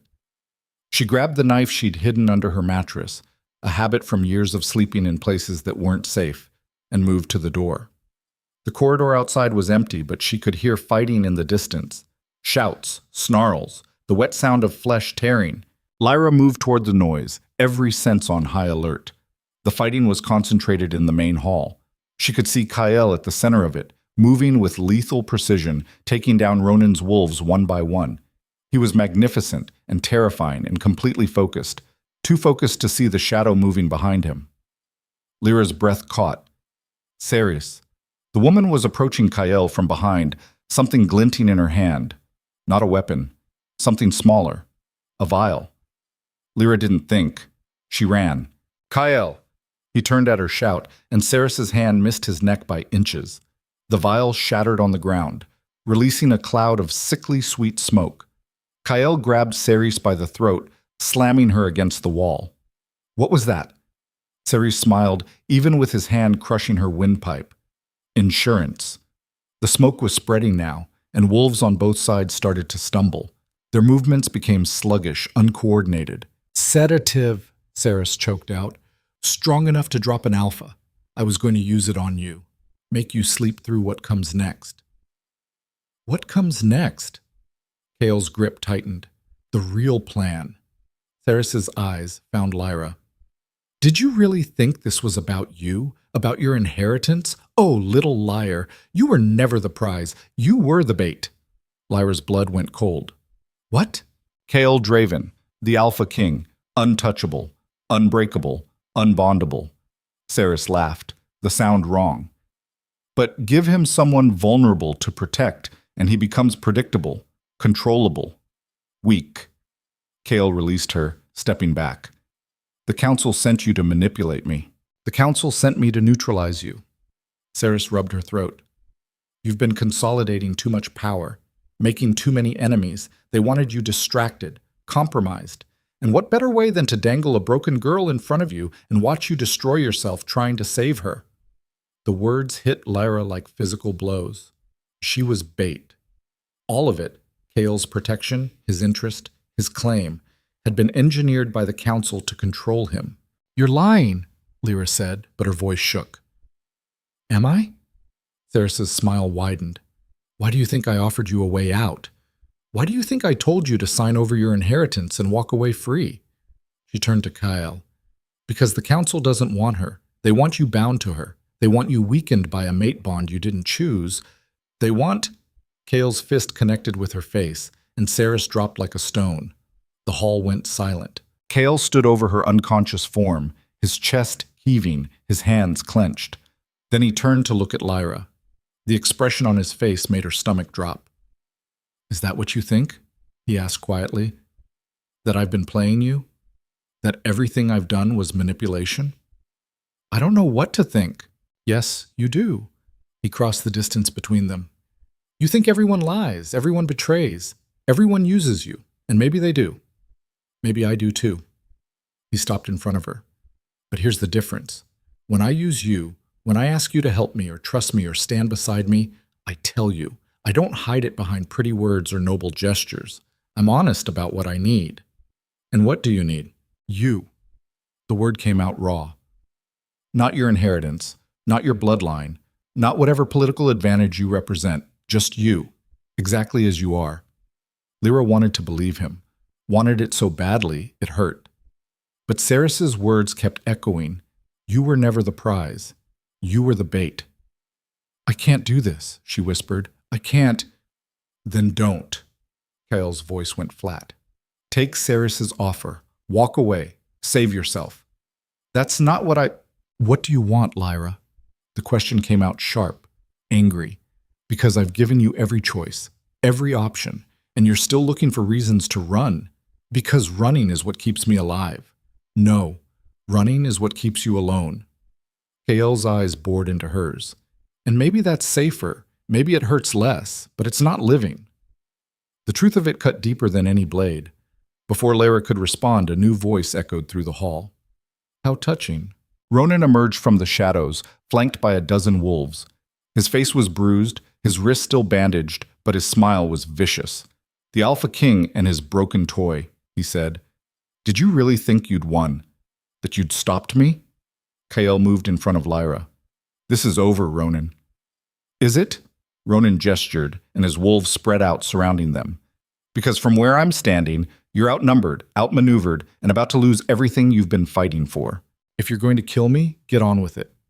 Kill you? No. Ronan's smile widened. I'm going to give you a choice. The same choice the Council gave you. Bond with the girl or watch her die. Lyra's breath caught. The full moon is tomorrow night, Ronan continued. You have until then to decide. Bond with her publicly, in front of the entire pack, and I'll let you both live. Refuse, and I'll gut her in front of you, slowly. The Council doesn't care. Ronan stepped closer. Saris was right about one thing. They wanted you weakened, and a mate bond, a forced mate bond, is the perfect weakness. Kale's hands clenched. You're insane. I'm practical. Ronan's eyes found Lyra, and I know she's been listening to every word, hearing how she's just a tool, a weapon, something to be used. He tilted his head. How does it feel, little liar, to know that even the man who promised to protect you sees you as leverage? Don't listen to him, Kael said. But the damage was done.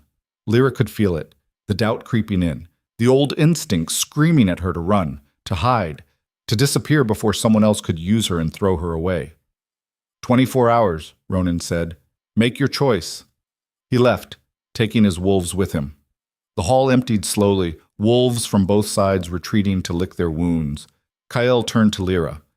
We need to talk, he said. There's nothing to talk about. Lyra, you heard him. We bond or I die. That's not a choice. Her voice was hollow. That's a cage with prettier bars. Then what do you want me to do? Kael's control was fraying. Walk away? Let you die? Because I won't. I can't.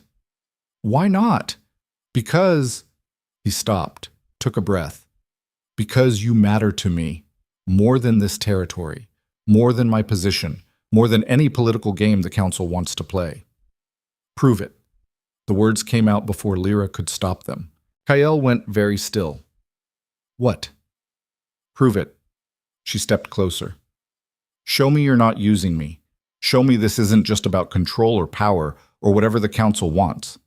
How? Let me go. The silence that followed was deafening. You want me to let you walk into Ronan's hands, Kael said slowly. Let you die. Just to prove I'm not manipulating you. Yes. No. Then you're lying, Lyra's voice cracked. You say you care about my freedom, but you won't give it to me. You say you want me to choose, but you've already decided what the right choice is. Because the right choice is staying alive. According to who? She was shouting now. You, the council, Ronan, everyone keeps telling me what I should do, what's best for me, what will keep me safe. But no one, not one person, has asked me what I actually want. Fine. Kael's voice went cold. What do you want? Lyra opened her mouth, closed it, because she didn't know. For 10 years she'd wanted to survive, to stay invisible, to make it to her 21st birthday and claim the inheritance her mother had died protecting. But now, standing here, she realized she'd never thought beyond that, never imagined what came after survival. I don't know, she whispered. Then figure it out. Kael turned to leave. Because the full moon is tomorrow night, and I'm not going to force you into a bond you don't want, even if it kills us both. He left. Lyra stood alone in the empty hall, her mind spinning. She had 24 hours to decide, bond with Kael and lose her freedom forever, or refuse and die. There had to be another option, had to be a way out. She just had to find it before the moon rose. Lyra spent the night in the archives.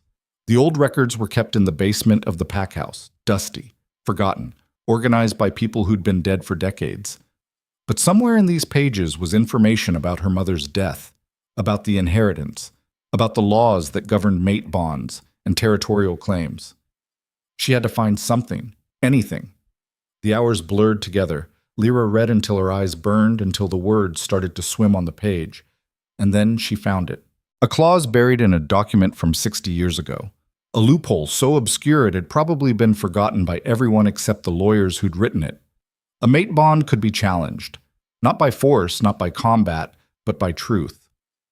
If either party in a forced bond could prove they were being coerced, if they could demonstrate that their consent was given under duress, the bond could be nullified. Lyra's hands shook as she read the passage again and again. This was it. This was the way out.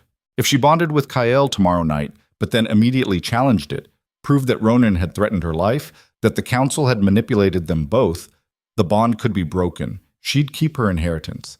Kael would keep his position, and they'd both walk away free. It was perfect. Except for one small problem.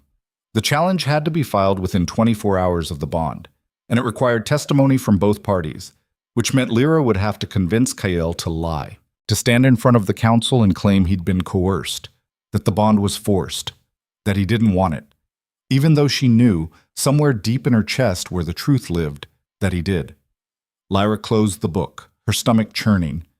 This was the choice her mother had warned her about, the moment where survival required sacrificing something she couldn't get back. She could save herself, save Kael, save everything, but only if she was willing to destroy the one genuine connection she'd made in 10 years. The sun was rising when Lyra finally left the archives. She had 12 hours until the full moon, 12 hours to decide if freedom was worth the cost. What? She found Kyle in the training yard working through combat forms with mechanical precision. He didn't stop when she approached, but she knew he'd heard her. "I found something," Lyra said. "In the old records. A way to break a forced bond." Kale's movement slowed, stopped. He turned to face her, sweat dripping down his face. "I'm listening." Lyra explained the loophole, the challenge, the testimony required. Kale listened without expression. When she finished, he was silent for a long moment. Then, "So your plan is to bond with me tonight, then immediately file to break it?" "Yes." "And you need me to testify that I was coerced, that I didn't want the bond?" "Yes." "Even though that's a lie?" Lyra's throat tightened. "Is it?" "You know it is." Kale's voice was quiet, dangerous. "You know exactly how I feel about you, and you're asking me to stand in front of the council and pretend otherwise. To save us both. To save yourself." The words hit like a slap. "Because that's what this is really about, isn't it? You found a way to keep your freedom and your inheritance, and all it costs is my reputation and whatever trust we've built. That's not fair. Isn't it?" Kyle stepped closer. "You want me to bond with you, to tie my life to yours permanently. And then you want me to publicly claim it was forced. Do you have any idea what that would do to me, to my position, to every alliance I've built? I know it's not ideal." "It's not ideal?" His laugh was bitter. "Lyra, if I testify that the bond was coerced, I'm admitting I can be manipulated, that I'm weak.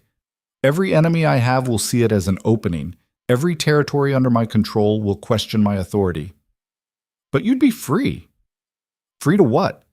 Rule over people who think I'm a liar? Who think I forced a bond and then tried to weasel out of it?" Kale's jaw tightened. "I'd rather die." The words hung between them. "So that's it?" Lyra asked. "You'd rather we both go through with a bond neither of us chose than admit the council manipulated us?" "I chose it." Kale's voice went soft, lethal. "That's what you're not hearing. I chose you. I chose this. The council didn't manipulate me into protecting you. Ronan didn't force me to care. I did that all on my own. Because you're noble, because you have some savior complex. Because I love you." The world stopped. Lyra's breath caught, her heart slamming against her ribs. Kyle's expression didn't change. "I love you, and I know you don't feel the same way. I know you see me as a tool, a protector, someone useful to have around. And I've made my peace with that. But don't ask me to lie about it. Don't ask me to stand in front of the council and pretend this bond means nothing to me." Lyra couldn't breathe, couldn't think. "You don't mean that," she whispered.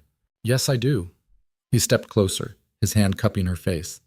"I've meant it since the day I saw you standing against that wall, pretending to be something you're not. I've meant it every time you challenged me, every time you survived something that should have broken you, every time you looked at me like I was worth trusting." Tears burned in Lyra's eyes. "I can't." "I know." Kale's thumb brushed across her cheek. "I know you can't say it back. I know you don't trust it, and that's okay. But don't ask me to lie about how I feel just so you can keep running. I'm not running." "Yes, you are." His voice was gentle now, devastating. "You're running right now. You found a loophole that would let you bond with me and then immediately break it. That's not freedom, Lyra. That's cowardice." The word hit like a fist. "How dare you?" "I dare because someone needs to." Kale released her, stepping back. "You've spent 10 years hiding, 10 years convincing yourself that being alone is the same as being safe. And now you have a choice, actually have a choice, to let someone in, to build something real. And you're so scared of it that you'd rather destroy it before it even begins. You don't understand." "Then help me understand." His voice cracked. "Tell me what you're so afraid of." "I'm afraid of this." The words exploded out of her. "I'm afraid of caring about someone and watching them die. I'm afraid of trusting someone and having them betray me. I'm afraid of being vulnerable and having someone use it to destroy me." "So you'd rather be alone forever?" "Yes." Lyra was crying now. Yes, because alone is survivable. Alone doesn't hurt. Alone doesn't, oh, alone is killing you. Kale's voice went quiet. Look at yourself, Lyra. You're 20 years old and you've already decided that surviving is all you're worth, that anything more than that is too dangerous to risk. Because it is. No, it's not. He moved closer, his hands on her shoulders. Yes, people die. Yes, people betray. Yes, loving someone gives them the power to hurt you, but it also gives you something to live for beyond just making it to tomorrow. Lyra shook her head, the tears streaming down her face. I can't do this, she whispered. I can't be what you need. I'm not asking you to be anything except honest. Kael's forehead pressed against hers. If you don't want the bond, tell me. If you don't feel the same way I do, tell me. But don't hide behind loopholes and plans. Don't lie to me and call it protection. The truth sat in Lyra's throat, heavy and terrifying. Because he was right. She was running. She was hiding. She was so scared of being hurt that she was willing to destroy the first real thing she'd had in 10 years. But the alternative, letting him in, trusting him, bonding with him for real, felt like stepping off a cliff with no guarantee she'd survive the fall. I need time, she said. You have 6 hours. Kael pulled back. The full moon rises at midnight. Either we bond or Ronan kills you. Those are the options. There has to be another way. There isn't. His voice was flat. So make your choice, Lyra. Bond with me because you want to. Or refuse, and I'll find a way to get you out of here before Ronan can touch you. He'll kill you. Probably. Kael, make your choice. He turned to leave. I'll be in the main hall at midnight. If you're there, I'll know your answer. He left her standing in the training yard, her heart in pieces. Lyra sank to the ground, her hands shaking. 6 hours. She had 6 hours to decide between freedom and connection, between surviving alone or risking everything for something she didn't even know how to name. The sun climbed higher, and Lyra stayed where she was, trapped between the person she'd been and the person she was terrified to become. She was still sitting there when Saris found her. You look terrible, the woman said, her face bruised from where Kael had hit her. Lyra didn't look up. Go away. In a moment. Saris sat down beside her. First, I want to apologize. That got Lyra's attention. What? I lied to you about the council's plans, about Kael using you. Saris's voice was softer now. The truth is, they sent me here to break you two apart, to make sure the bond didn't happen. Lyra's stomach dropped. Why? Because a bonded Alpha King is unpredictable, harder to control. The council wanted Kael isolated, alone, easy to manipulate. Saris looked at her. And I was supposed to make sure you never trusted him enough to take the risk. So everything you said was designed to make you doubt him, to make you think he was using you. Saris's smile was sad. And it worked, because you wanted to believe it. You wanted an excuse to run. The words cut deep. Why are you telling me this now? Because I'm tired of being their weapon. Saris stood. And because I think you deserve to know the truth before you make your choice. What truth? That Kael Draven is exactly what he appears to be. Honorable, stubborn, willing to die for someone he cares about. Saris turned to leave. The question is whether you're brave enough to let him. She walked away, leaving Lyra alone with the truth. The sun was setting now, painting the sky in shades of red and gold. Lyra stood slowly, her decision crystallizing. She was done running, done hiding, done letting fear make her choices. If she was going to die tonight, it would be standing in the light. And if she was going to live, she was going to do it on her own terms, with her eyes wide open and her heart finally willing to. She was going to do it on her own terms, with her eyes wide open and her heart finally willing to risk the fall. The full moon was rising. Lyra could see it through the window as she dressed, a massive silver disk that seemed to pull at something deep in her chest. The bond would happen under that moon, or her death would. Either way, tonight everything changed. She'd chosen her clothes carefully. Not the servant rags she'd worn for 10 years. Not the fine dresses Kael's people had given her. Something in between. Simple. Clean. Hers. Her hand shook as she tied her hair back. She was terrified. But she was done letting terror make her choices.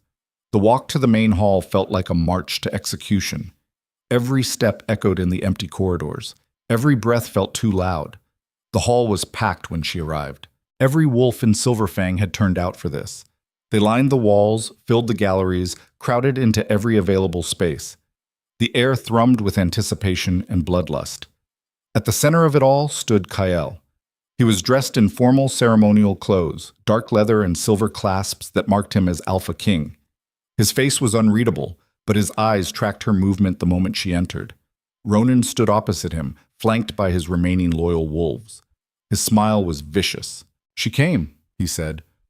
"I wasn't sure she would." Lyra ignored him, crossing the hall to stand beside Kael. "You're here," Kael said quietly. "I'm here." "Does that mean—" "It means I made my choice." Lyra met his eyes. "Ask me again. What you asked me in the training yard." Kael's jaw tightened. "Lyra, ask me." He took a breath. "Do you want this bond? Not because Ronan threatened you, not because the council manipulated us, not because it's the smart choice or the safe choice. Do you want it?" The entire hall seemed to hold its breath.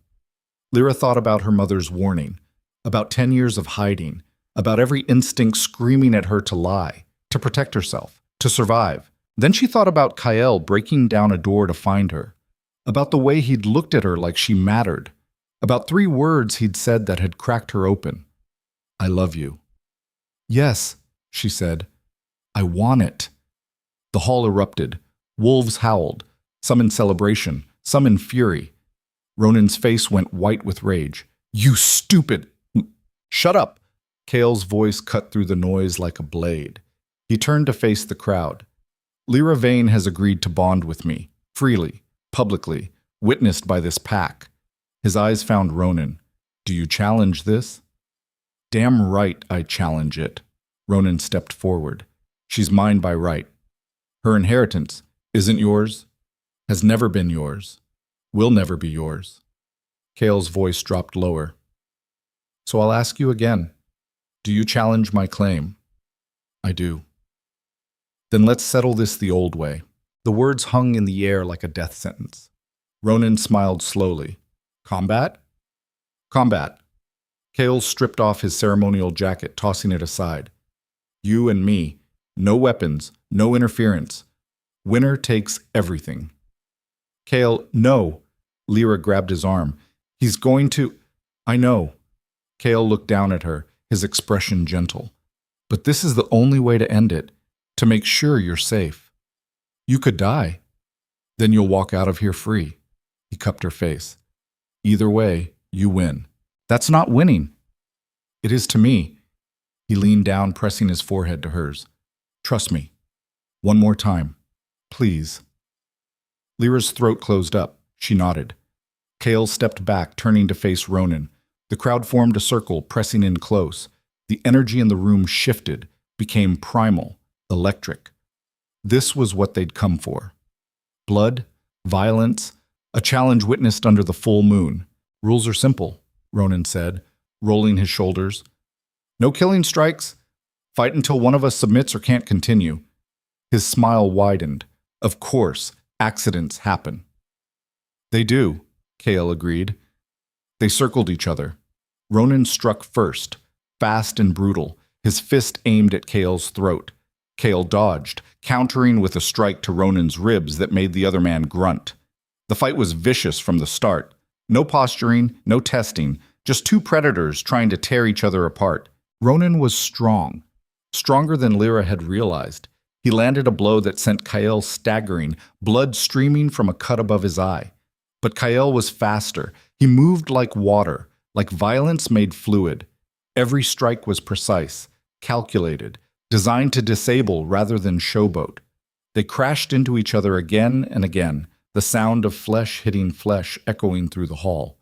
Lyra couldn't breathe, couldn't look away. Kael was winning, slowly, methodically. And then Ronan cheated. He shifted, partially, just his claws, and raked them across Kael's chest. The crowd gasped. Kael stumbled back, blood pouring from the wounds. "Foul!" someone shouted. But Ronan just smiled. "Prove it." Kael's eyes went cold. He shifted too, fully this time, his wolf form massive and silver gray. The transformation was instantaneous, brutal, and absolutely lethal.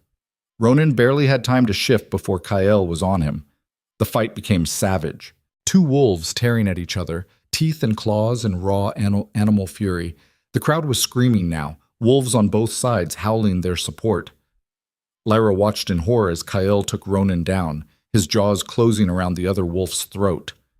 One squeeze. That's all it would take. But Kyle didn't squeeze. He held Ronan there, the message clear. Submit. Ronan struggled, snarled, refused. Kyle's jaws tightened, blood welled up, and finally, Ronan went limp. Submission. Kyle released him, stepping back. He shifted back to human form, standing over Ronan's prone wolf body. It's over, he said, his voice carrying through the hall. Ronan Voss has submitted. The challenge is mine. The hall erupted in howls. Ronan shifted back slowly, his throat bleeding, his face a mask of hatred. This isn't over, he whispered. Yes, Kyle said. It is. He turned back to Lyra, blood streaming down his chest, his breathing labored. Still want that bond? He asked. Lyra's laugh came out half sob. You're insane. Probably. He held out his hand. But you already knew that. She took it. The ceremony was supposed to be formal, ritualistic, full of ancient words and symbolic gestures. But Kyle cut through all of it. He pulled Lyra close, his hand cupping the back of her neck, and spoke directly to her. I claim you, he said, not because of your inheritance, not because the council wants me weakened, not because Ronan threatened your life. His eyes bored into hers. I claim you because you're the bravest person I've ever met, because you survived 10 years in hell and came out stronger, because you make me want to be better than I am. Lyra's eyes burned with tears. I claim you, she said, her voice shaking, not because you saved me, not because you're powerful or honorable or any of the things people say about you. She took a breath. I claim you because you saw me when I was invisible, because you asked me what I wanted instead of telling me, because you loved me before I knew how to love myself. The bond snapped into place. It felt like lightning, white-hot and overwhelming and absolutely right. Lyra gasped, her knees buckling. Kale caught her, holding her up as the connection flooded through them both. She could feel him now, his emotions, his thoughts, the bone-deep certainty that she was his and he was hers, and nothing would ever change that. It was terrifying. It was perfect. Kyle kissed her in front of the entire pack, and Lyra kissed him back with everything she had. When they finally broke apart, the hall was silent. Then someone started howling. The sound spread, building until every wolf in the room was howling at the full moon. The bond was sealed. Lyra Vane was no longer alone. Book. They didn't make it to Kyle's quarters before the attack came. Lyra felt it through the bond first, a spike of warning, of danger, of get down now. She dropped to the floor as arrows whistled through the air where her head had been. Kyle shifted instantly, his wolf form placing itself between her and the threat. Ambush! Someone shouted. The hall descended into chaos. Wolves. Lyra didn't recognize poured in from every entrance, at least 40 of them, all wearing the insignia of the Eastern Territories, the Council's forces. They're not here for a visit, Kyle snarled, shifting back to human. They're here to kill us. Why? Because we just became too dangerous to control. He grabbed her hand. Run, now. I'm not leaving you. Lyra? I said I'm not leaving you. She grabbed the ceremonial knife from the altar, her hand steady. We fight together, or we die together. Your choice. Kale's expression shifted, pride and fear and love all mixed together. Together, he said. They fought side by side. Kale was a force of nature, claws and teeth and brutal efficiency. But Lyra surprised herself. 10 years of watching fights, of studying movement, of learning how to survive by observing, it all came flooding back. She wasn't strong, but she was fast. And she was vicious. She took down 2 wolves before the real threat appeared. Sarah stepped into the hall, flanked by a dozen guards. But something was wrong. Her eyes were glazed, her movements mechanical. She's being controlled, Kael said, blocking a strike aimed at his throat. Someone's using her gift against her. Who? A new figure emerged from the shadows, tall, ancient, wearing the robes of a council elder. Me, the man said. Lyra's blood went cold. She recognized him from her mother's journals. Marcus Thorne, the council's executioner. You should have taken the deal, Marcus said, his voice smooth. Signed over the inheritance. Walked away. But you had to be difficult. What do you want? Kyle demanded. What I've always wanted. Control. Marcus gestured, and Ceres moved forward like a puppet. The council doesn't tolerate threats, and an alpha king with a mate bond is the biggest threat there is. So you're here to kill us. I'm here to give you one last chance. Marcus's smile was cold. Dissolve the bond, publicly. Claim it was forced, and I'll let you both live. No, Lyra said. No? Marcus looked amused. You'd rather die than admit a mistake. It wasn't a mistake. Lyra stepped forward, the knife still in her hand. And I'm done letting people like you tell me what my life is worth. Brave words from a girl who's been hiding for 10 years. I wasn't hiding. Lyra's voice went hard. I was surviving. There's a difference. Is there? Marcus gestured again, and Ceres lunged. Kyle caught her, twisting her arm behind her back. Don't make me hurt you. She can't hear you, Marcus said. She's mine now, just like this territory will be, just like everything you've tried to protect. Lyra felt the bond flare, Kyle's rage mixing with her own. They were outnumbered, outmaneuvered, but they weren't done. Kyle, Lyra said quietly, remember what you told me about how physical strength isn't the only kind that matters? His eyes met hers through the chaos. Yeah.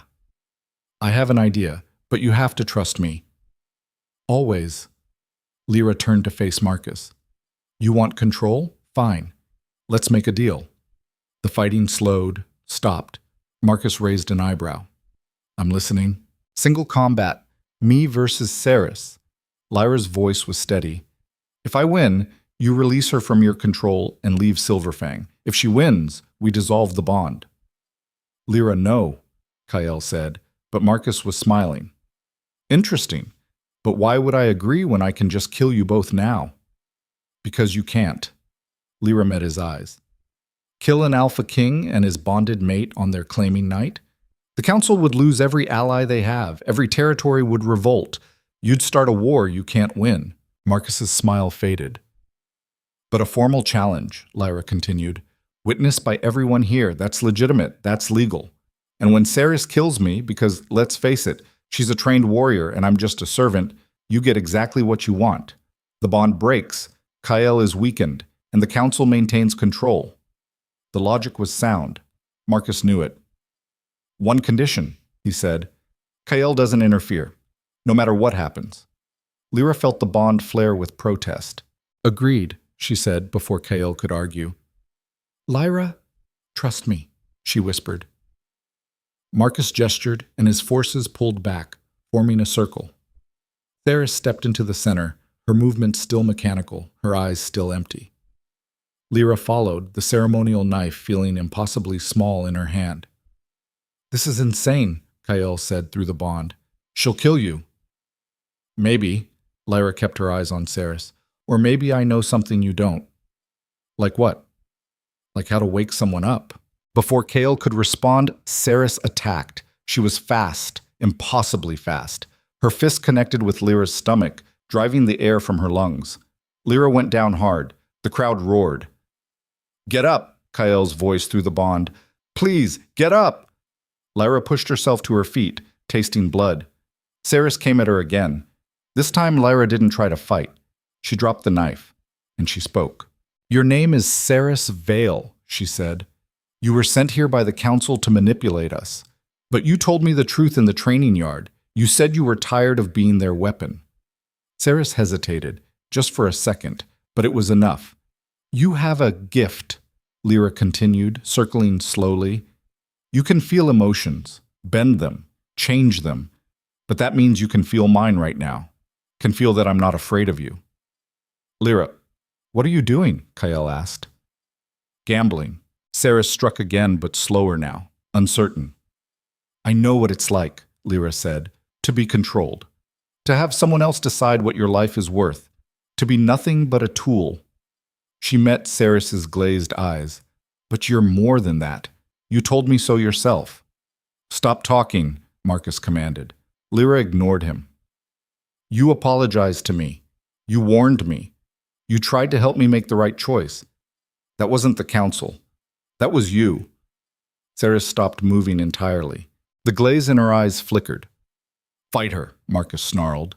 But Saris's hands were shaking now. You said you were tired of being their weapon, Lyra said softly.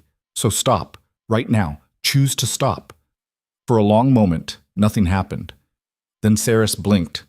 The glaze cleared from her eyes, and she turned to face Marcus. No, she said. The word echoed through the hall. Marcus's face went white. You can't. I just did. Saris's voice was her own again. And if you try to control me again, I'll rip your mind apart from the inside. Marcus took a step back. Saris turned to Lyra. Thank you. Don't thank me yet, Lyra said. We're still outnumbered 40-1. Actually, a new voice said, you're not. Lyra turned to see wolves pouring into the hall. Silverfang wolves, but also others she didn't recognize. Dozens of them, all wearing different territorial insignias. And at the front of them stood a woman Lyra had only seen in portraits. Her aunt, her mother's sister. The heir everyone thought had died 20 years ago. Hello, niece, the woman said. Sorry I'm late? The hall fell into shocked silence. Marcus's forces looked at each other, uncertainty spreading. Arya Vane, Marcus said slowly. You're dead. Funny, Arya smiled. I was thinking the same thing about you. She moved with liquid grace, positioning herself beside Lyra. The Vane bloodline doesn't submit to the council. My sister knew that. That's why they killed her. Her eyes found Marcus. And that's why I've spent 20 years building alliances, gathering forces, waiting for the right moment to strike. This is treason, Marcus hissed. No, Arya's voice went hard. This is justice. The wolves she'd brought spread out surrounding Marcus's forces. The numbers were even now, maybe even in their favor. Last chance, Kyle said, his voice carrying through the hall. Leave Silverfang, leave us alone, and you get to walk out of here alive. Marcus's hand went to his weapon. Wrong choice, Arya said. The hall exploded into violence. It was chaos, teeth and claws and blood everywhere. Lyra lost track of the individual fights, lost track of everything except staying alive and keeping Kyle in her sight. The bond thrummed between them, keeping them connected even in the madness. She saw Arya take down 3 council wolves with brutal efficiency. Saw Saris turn her gift on Marcus's forces, making them fight each other instead of the allied wolves. Saw Kyle at the center of it all, a silver-gray wolf tearing through anyone who got too close to Lyra. And then she saw Marcus. He was retreating toward the exit, trying to escape in the chaos. Lyra didn't think. She grabbed the ceremonial knife and ran. Marcus saw her coming and smiled. Foolish girl. He drew his blade, longer, sharper, designed to kill. They clashed in the doorway. Lyra was outmatched, outclassed, out of her depth, but she'd spent 10 years learning to survive against impossible odds. She ducked under his first strike, using his momentum against him. Her knife found his side. Not deep enough to kill, but deep enough to hurt. Marcus snarled, his backhand catching her across the face. Lyra went down, her vision blurring. Marcus stood over her, his blade raised. You should have taken the deal, he said. Lyra smiled through the blood. You should have brought more wolves. Kyle hit Marcus from behind like an avalanche. The two of them went down in a tangle of limbs and fury. It was over in seconds. Kale's jaws closed around Marcus's throat, and this time he didn't hesitate. The crunch of bone was loud in the sudden silence. Marcus went limp. The council's executioner was dead. Kale shifted back, covered in blood, his chest heaving. He crossed to Lyra, pulling her into his arms. Are you hurt? I'm fine. She was shaking. Is it over? Look around. Lyra did. The hall was littered with bodies, most of them council wolves. The survivors were on their knees, surrounded, defeated. It was over. They'd won. Arya approached, wiping blood from her blade. Well fought, niece. You're really my aunt? I really am, Arya smiled. And we have a lot to talk about. But first, she turned to address the crowd. By right of blood and by right of combat, I claim leadership of the Vayne bloodline, and I name Lyra Vayne as my heir. The words settled over the hall. Lyra felt the weight of them, the inheritance her mother had died protecting, finally hers. But more than that, Arya continued, I claim alliance with Chaol Draven, Alpha King of the Northern Territories. What was done to my sister will not stand. The council has overstepped for the last time. Howls of agreement rose from the crowd. Chaol pulled Lyra closer, the bond singing between them. We just started a revolution, he murmured. I know, Lyra said. Are you scared? She thought about it, about everything that had led to this moment, about 10 years of hiding that had brought her here, standing in the light, bonded to someone who loved her, surrounded by wolves who'd fought for her. No, she said. I'm not scared anymore. Chaol kissed her, and the crowd erupted in howls again. But even as they celebrated, even as the victory settled over them, Lyra felt something shift. The bond flickered, just for a second, and through it she felt Chaol's pain spike. She pulled back, looking at him. His face had gone pale, his hand pressed to his chest where Ronan had clawed him earlier. Chaol? I'm fine, he said, but his voice was strained. No, you're not. Chaol... He collapsed. Lyra caught him, or tried to, but his weight dragged them both down. Healer, she screamed. Someone get a healer! Arya was there in an instant, helping her lower Chaol to the ground. What happened? Arya demanded. I don't know, he was fine, and then... Lyra's hands came away from his chest, covered in blood. Too much blood. Oh God, the wounds, they're not healing. Poison, Arya said grimly. Ronan must have coated his claws. Can you fix it? I don't know. We need... Chaol's hand found Lyra's, gripping tight. Listen to me, he said, his voice barely above a whisper. The bond. It's new, fragile. If I die before it's fully established, you're not going to die. Lyra, you're not going to die. She was crying now, the tears streaming down her face. You don't get to tell me you love me and then leave. You don't get to make me choose you and then take it back. You don't... I'm not taking anything back. His hand cupped her face. But you need to know. If I die, the bond breaks. You'll be free. I don't want to be free. I want you. I know. His smile was weak. But sometimes we don't get what we want. No. Lyra's voice went hard. No. I spent 10 years accepting what I couldn't change. I'm done with that. You're going to survive this. Do you hear me? You're going to... The bond flared, bright and hot and absolutely certain. And through it, Lyra felt something shift. She could feel Chaol's pain, could feel the poison spreading through his veins. But she could also feel the bond itself, raw and new and desperate to establish itself fully. It needed an anchor. It needed both of them conscious and fighting. Stay with me, Lyra said, pressing her forehead to his. Stay with me and fight. I can't do this alone. You're not alone, Chaol whispered. You never were. His eyes started to close, and Lyra made a choice. She grabbed his face, forcing him to look at her. I love you, she said. I love you, you stubborn, honorable, impossible man. And you are not allowed to leave me. Not now. Not when I finally figured out how to say it. Chaol's eyes widened. The bond exploded. It wasn't gentle this time. It was fire and lightning and every emotion they'd been holding back crashing together. Lyra felt it slam into her. Chaol's love, his fear, his desperate need to protect her mixing with her own terror and hope and the bone-deep certainty that she couldn't survive losing him. The bond latched on to that certainty, used it, grew.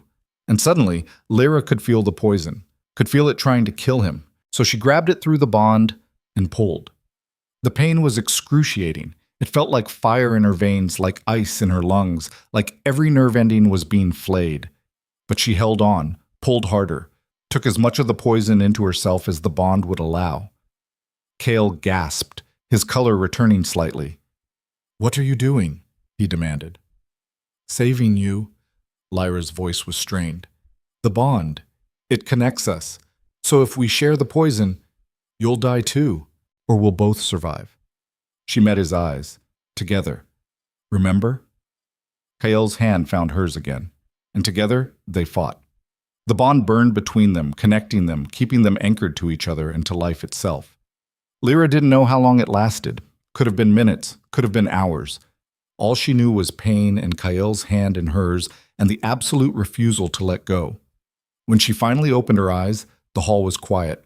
The healer was there, along with Arya, and what looked like half the pack. Is he? Lyra couldn't finish the question. Alive, Arya said. You're both alive, though I have no idea how. The bond, the healer said, wonder in her voice. She used the mate bond to share the poison, diluted it enough that both of them could survive. She shook her head. I've never seen anything like it. Lyra looked down at Kael. His eyes were open, watching her. That was stupid, he said. Probably. You could have died. So could you. Lyra's fingers threaded through his. I wasn't going to let that happen. Stubborn. You're one to talk. He smiled, actually smiled, and through the bond, Lyra felt his love wrap around her like armor. They'd survived. Both of them. Against the council, against Ronan, against poison and politics and every force trying to tear them apart. Kael sat up slowly, wincing. How bad is it out there? The council forces retreated, Arya said. The ones who survived, anyway. Marcus's death has thrown them into chaos. They won't recover quickly. Good. Kael stood, pulling Lyra up with him. Then we have time. Time for what? To build something better. He looked around the hall at the assembled wolves. Silverfang, Northern Territories, and a dozen other packs who'd come to fight. The council's had control for too long. It's time for that to change. Howls of agreement rose up. Arya stepped forward. The Vayne bloodline stands with you, whatever comes next. Other voices joined in, other packs pledging support. Lyra stood beside Kael, the bond singing between them, and realized what they'd started. Not just a revolution, a war, but looking at the wolves around her, at Arya, at Ceres who'd broken free of control, at the packs who'd chosen to fight, she didn't feel afraid. She felt ready. The full moon was setting now, painting the sky in shades of gray and blue. And as the first light of dawn touched the horizon, Lyra Vayne, once invisible, once nothing, once the girl who'd survived by disappearing, stood in the center of the hall, bonded, claimed, seen, and absolutely unwilling to hide ever again. The dawn came slowly, bleeding gold and crimson across the horizon, like the territory itself was being reborn. Lyra stood at the window of Kael's quarters, their quarters now, watching the sun climb. Her body ached everywhere. Bruises mottled her skin in shades of purple and green. Her ribs protested every breath. But she was alive, they both were. Behind her she heard Kael moving. The bond hummed between them, no longer raw and new, but settling into something deeper, permanent. She could feel his pain, physical and otherwise, mixing with relief and something that felt like wonder. You should be resting, he said. So should you. I asked first. Lyra turned to find him sitting on the edge of the bed, shirtless, his chest wrapped in bandages that were already showing spots of blood. The poison had left its mark, scars that would never fully fade, proof that they'd survived what should have killed them. How long were we out? She asked. 2 days. Kael's voice was rough. Arya's been running things. Ceres helped coordinate with the other packs. They've been waiting for us to wake up. And Ronan? Gone! Kael's jaw tightened. He disappeared during the fight with the council forces. No one's seen him since. Lyra's stomach dropped. He's still out there. Yes. He'll come back. Probably. Kael stood slowly, crossing to her. But not today. Today, we deal with what's in front of us. He was right. There were bodies to bury, alliances to formalize, a territory to rebuild, and questions that needed answering. My aunt, Lyra said. Arya. She said she's been building alliances for 20 years. That means she knew. She knew the council killed my mother, and she didn't what? Come save you? Kale's hand found hers. She was building an army, Lyra. Building the only thing that could actually protect you in the long run. She could have told me. Could have what? Put a target on your back even bigger than the one you already had? His thumb brushed across her knuckles. Sometimes the people who love us make choices we don't understand. Doesn't mean they were wrong. The words settled over her, uncomfortable and true. There was a knock at the door. "Come in," Kale said. Arya entered, looking exactly like the portraits Lyra had seen, sharp-featured, silver-haired, with eyes that had seen too much. She carried herself like someone who'd spent 2 decades preparing for war. "You're awake," Arya said. "Good. We have a lot to discuss." "You're my mother's sister," Lyra said. It wasn't a question. "I am." "And you let me think you were dead for 20 years. "I did." Arya's expression didn't change. "Because the council thought I was dead too, and that gave me the freedom to build something they couldn't see coming. An army. A coalition." Arya moved to the window, looking out over the territory.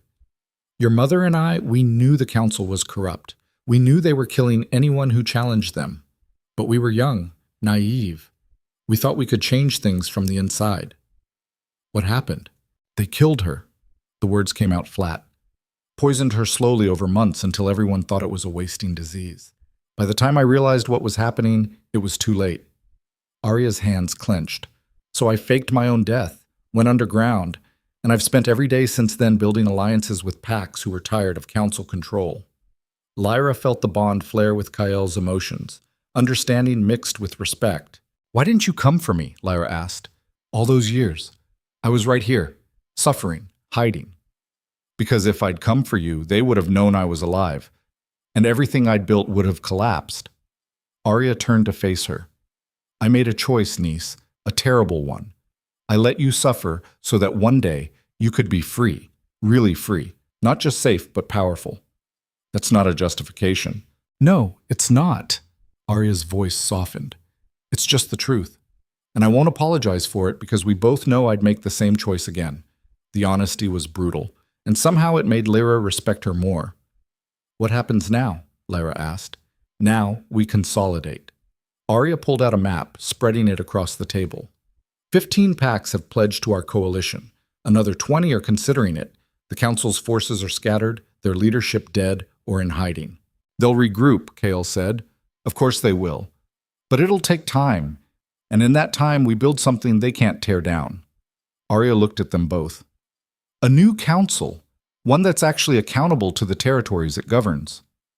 "That's a war," Lyra said. "We're already at war. We just fired the first shot." Arya's smile was sharp. "The question is whether you're ready to fight it." Lyra looked at Kael.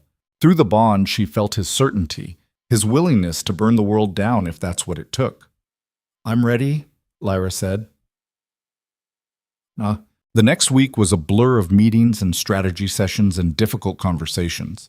Packs arrived from all over the northern territories, their leaders wanting to see the girl who'd supposedly started a revolution. Lyra found herself thrust into politics she didn't understand, alliances she couldn't quite parse, and a level of scrutiny that made her old invisibility seem like a blessing. But Kael was there, always. When a pack leader questioned her authority, Kael shut it down. When someone suggested she was too inexperienced, too young, too damaged by years of hiding, Kael made it clear that questioning her was questioning him. The bond made them a unit, inseparable. It also made them vulnerable. "You need to be careful," Sarah said one evening. She'd been staying in Silverfang, helping coordinate the coalition's communication efforts. "A bonded pair is powerful, but it's also a weakness. If someone takes one of you, they control both of you."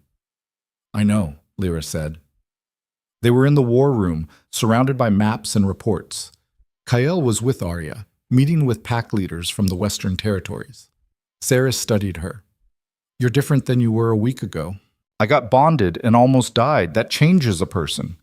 "It's more than that." Sarah tilted her head. "You're not performing anymore, not hiding. You're just you." The observation hit deeper than Lyra expected. "I spent 10 years being invisible," she said quietly. "I got very good at it. Sometimes I forget I don't have to anymore." "Do you miss it? The hiding?" Lyra thought about it.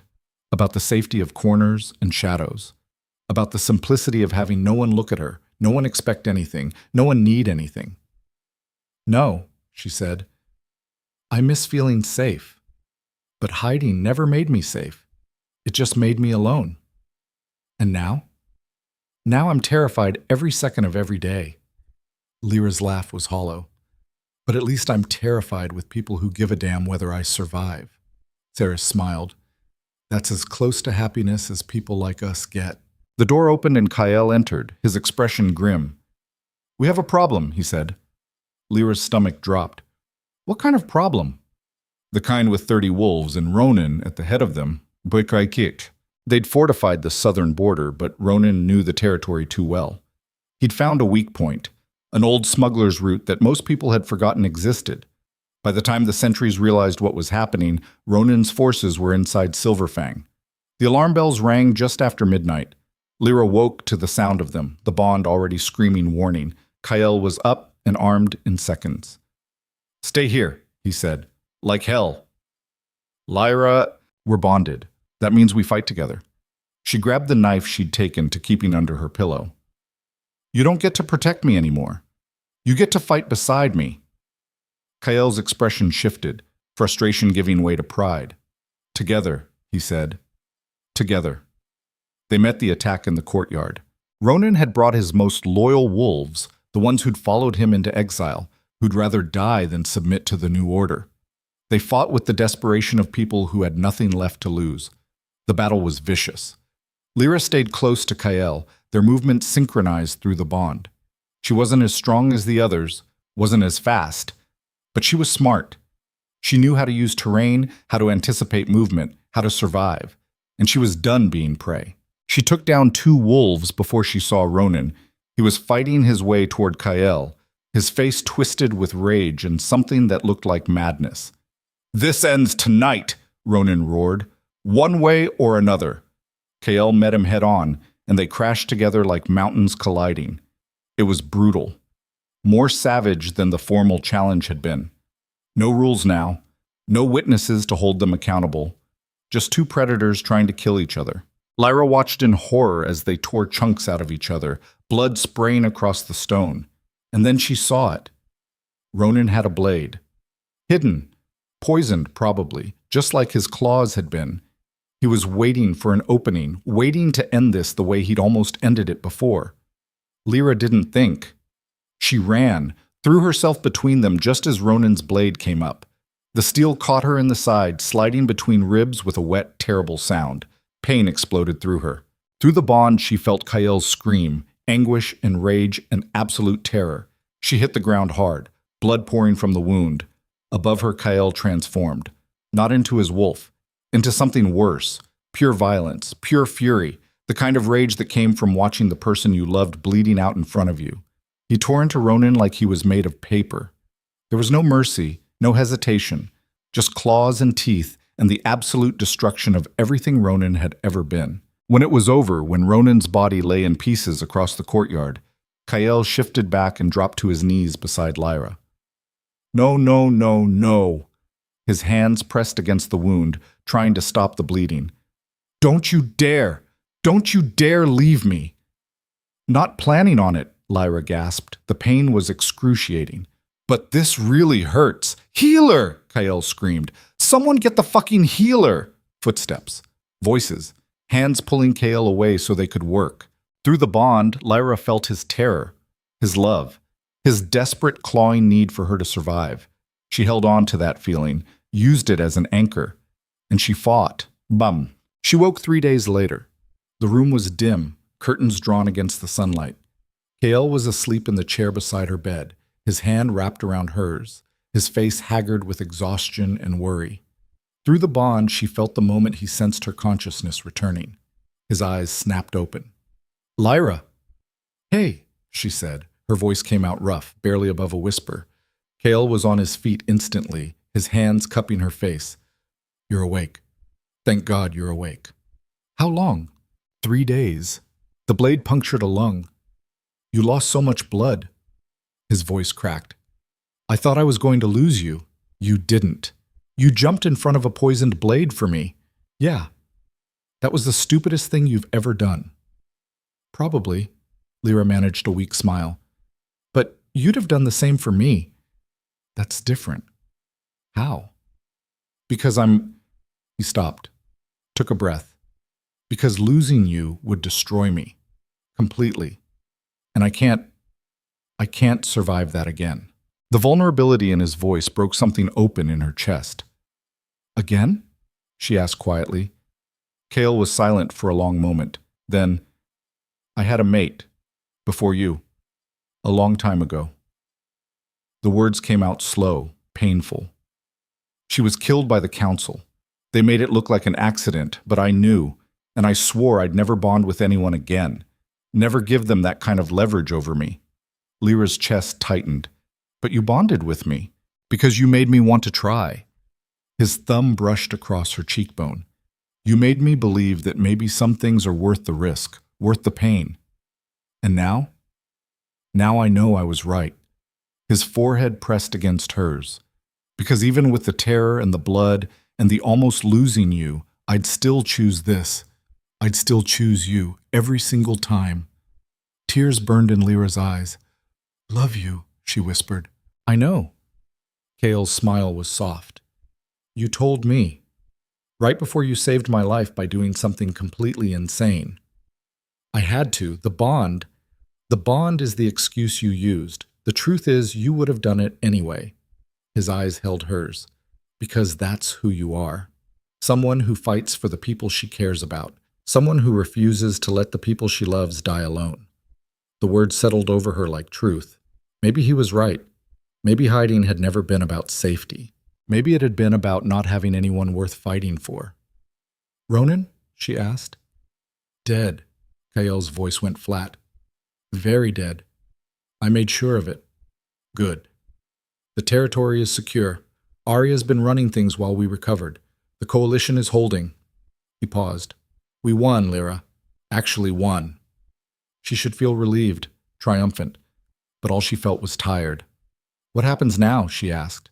Now, we rebuild. Kael helped her sit up slowly, carefully. The council's broken. We have a chance to create something better, something that doesn't rely on fear and manipulation. That's going to take years. Probably. And there will be resistance, people who want the old ways back. Definitely. So we're signing up for a lifetime of fighting. Looks like it. Kael's smile was wry. Still want to be bonded to me? Lyra thought about it. About everything that had led her here. About 10 years of hiding that had culminated in 3 weeks of absolute chaos. About a bond she'd been terrified to accept that had saved both their lives more than once. Yeah, she said, I do. The relief in Kael's expression made her chest ache. Good, he said, because I wasn't planning on letting you go anyway. What? The next month was recovery and rebuilding. Lyra's wound healed slowly, the poison leaving scars that matched Kael's. They wore them like badges, proof they'd survived what should have killed them. The coalition grew stronger. More packs joined. The old council's power fractured completely when 3 more elders were found dead, killed by their own people who were tired of the corruption. Arya took charge of organizing the new governing structure. She was ruthless and brilliant and everything Lyra's mother must have been before the council broke her. Sarah stayed on as an advisor, her gift invaluable for reading the intentions of visiting pack leaders and sniffing out potential betrayals. And Lyra learned how to be seen. It wasn't easy. There were days when she wanted to hide in corners, days when the scrutiny felt like too much, days when she missed the simplicity of being invisible. But Kael was there, always, reminding her that she was worth the attention, that her voice mattered, that she'd earned her place not through bloodline or inheritance, but through survival and courage and the willingness to fight. 6 weeks after the final battle, they held a formal ceremony. Not a bonding, that was already done, but a claiming. Every pack in the coalition sent representatives. The hall was packed, the energy electric. Arya stood at the center, commanding attention without effort. 10 years ago, she said, her voice carrying through the space, my sister was murdered by a council that valued power over justice. She left behind a daughter, a girl who should have been protected, celebrated, given everything her bloodline entitled her to. The crowd was silent. Instead, that girl was forced to hide, to pretend to be something she wasn't, to survive in a world that saw her as nothing. Arya's eyes found Lyra. But she didn't just survive. She learned. She watched. She became someone the council couldn't control. Lyra felt the weight of every gaze in the room. Lyra Vane, Arya continued, by right of blood and by right of survival, I name you heir to the Vane legacy. Everything your mother protected, everything I've built, it's yours. Lyra stepped forward, her legs shaking. Arya held out her hand. In it was a ring, silver and obsidian, ancient, worn smooth by generations of Vane women who'd fought for their place in a world that tried to erase them. Do you accept? Arya asked. Lyra looked at the ring, then at Kael, standing beside her, the bond humming between them. Then at the crowd, wolves from a dozen territories, all watching, all waiting to see what she'd do. She thought about her mother's last words. They only claim what they can see. For 10 years, Lyra had taken that as instruction to hide, but maybe her mother had meant something else. Maybe she'd meant that visibility was a choice, that being seen was power, not weakness, that the only way to be claimed was to let yourself be visible in the first place.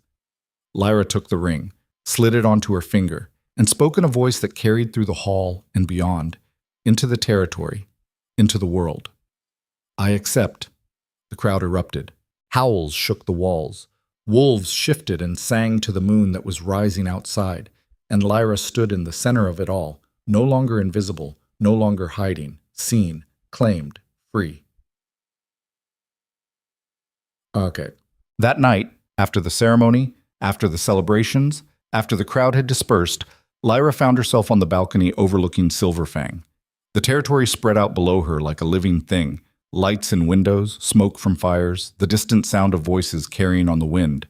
She'd spent 10 years watching this place from the shadows. Now she was standing above it, part of it, responsible for it. The thought should terrify her. Instead, it felt right. Kael joined her, sliding an arm around her waist. Having second thoughts? He asked. About which part? Any of it. Lyra leaned into him, feeling the bond settle between them like a warm weight. No, she said. No second thoughts. Good, because you're stuck with me now. I know. They stood in comfortable silence, watching the territory. Do you think it'll work? Lyra asked. The coalition, the new council, all of it. I don't know. Kael's honesty was brutal and comforting all at once. Probably not the way we're imagining. There will be setbacks, betrayals, people who want the old ways back. Sounds exhausting. It will be. But it's worth trying. He turned her to face him. Because the alternative is going back to a world where people like you have to hide to survive. And I won't accept that. Lyra's chest tightened. I'm not special, she said. I'm just... Don't. Kael's voice was firm. Don't diminish what you did, what you survived. You spent 10 years in hell and came out strong enough to help start a revolution. That's not nothing. I had help. We all have help. That doesn't make your strength any less real. His hands cupped her face. You're allowed to be proud of yourself, Lyra. You're allowed to take credit for surviving. The words hit something deep inside her. For 10 years, she'd told herself that survival was the bare minimum, that anyone would have done the same in her position. But looking at Kael now, seeing the certainty in his eyes, she wondered if maybe that was wrong. Maybe survival was its own kind of courage. Maybe hiding had been brave, not cowardly. Maybe she'd been strong all along and just hadn't known it. Thank you, she whispered. For what? For seeing me. Before I knew how to see myself. Kael's smile was soft. That's what love is. Seeing someone completely and choosing them anyway. He kissed her, and Lyra kissed him back, the bond singing between them. When they finally pulled apart, the moon had climbed higher, painting everything in silver. What do we do now? Lyra asked. Now? Kael's arm tightened around her waist. Now we build something worth protecting. We fight for the people who can't fight for themselves. We make sure no one else has to spend 10 years hiding just to survive. That's a lot of work. Yeah. Could take the rest of our lives. Probably will. Lyra looked out over the territory again, at the lights and the darkness, at the world they'd fought for and won. "Okay," she said, "let's do it." Hard. 5 years later, Lyra stood in the same hall where she'd been bonded to Kael, but everything was different now. The walls had been repaired, the bloodstains scrubbed away. New banners hung from the ceiling, not just Silverfang's colors, but the emblems of 24 territories that made up the coalition. The council had been reformed. Not disbanded, Arya had been right that some form of governance was necessary, but restructured. Accountable now. Elected by the territories they served rather than self-appointed. It wasn't perfect. There were still conflicts, still power struggles, still wolves who resented the changes and worked to undermine them. But it was better, and better was enough. Lyra walked through the hall, her hand resting on the slight swell of her stomach. 6 months along now. The healer said it would be a girl. Kael was in meetings with the Western territories, trying to negotiate a trade agreement that would benefit everyone without sparking another war. He'd been gone for 3 days. The bond ached with distance, but she could still feel him, alive, safe, thinking about her, always thinking about her. "You're brooding." Lyra turned to find Arya approaching, her silver hair pulled back, her expression knowing. "I'm not brooding. I'm thinking." "Same thing." Arya stood beside her, looking around the hall. "Your mother would be proud, you know, of what you've built here." "We built it, all of us." "True, but you were the catalyst." Arya's hand found Lyra's shoulder. "You're the reason any of this was possible. The girl who refused to stay hidden, who refused to let fear win." Lyra thought about that girl. 10 years old, terrified, learning how to make her eyes go unfocused, her steps uncertain, her presence forgettable. She'd been so small, so scared, and yet somehow she'd survived long enough to become this, a woman with power, with purpose, with people who loved her and fought beside her. "Do you ever regret it?" Lyra asked. "The choices you made, leaving me alone for so long?" Arya was quiet for a moment. "Every day," she said finally, "but I'd make them again. Because the alternative was watching you die young, the way your mother did.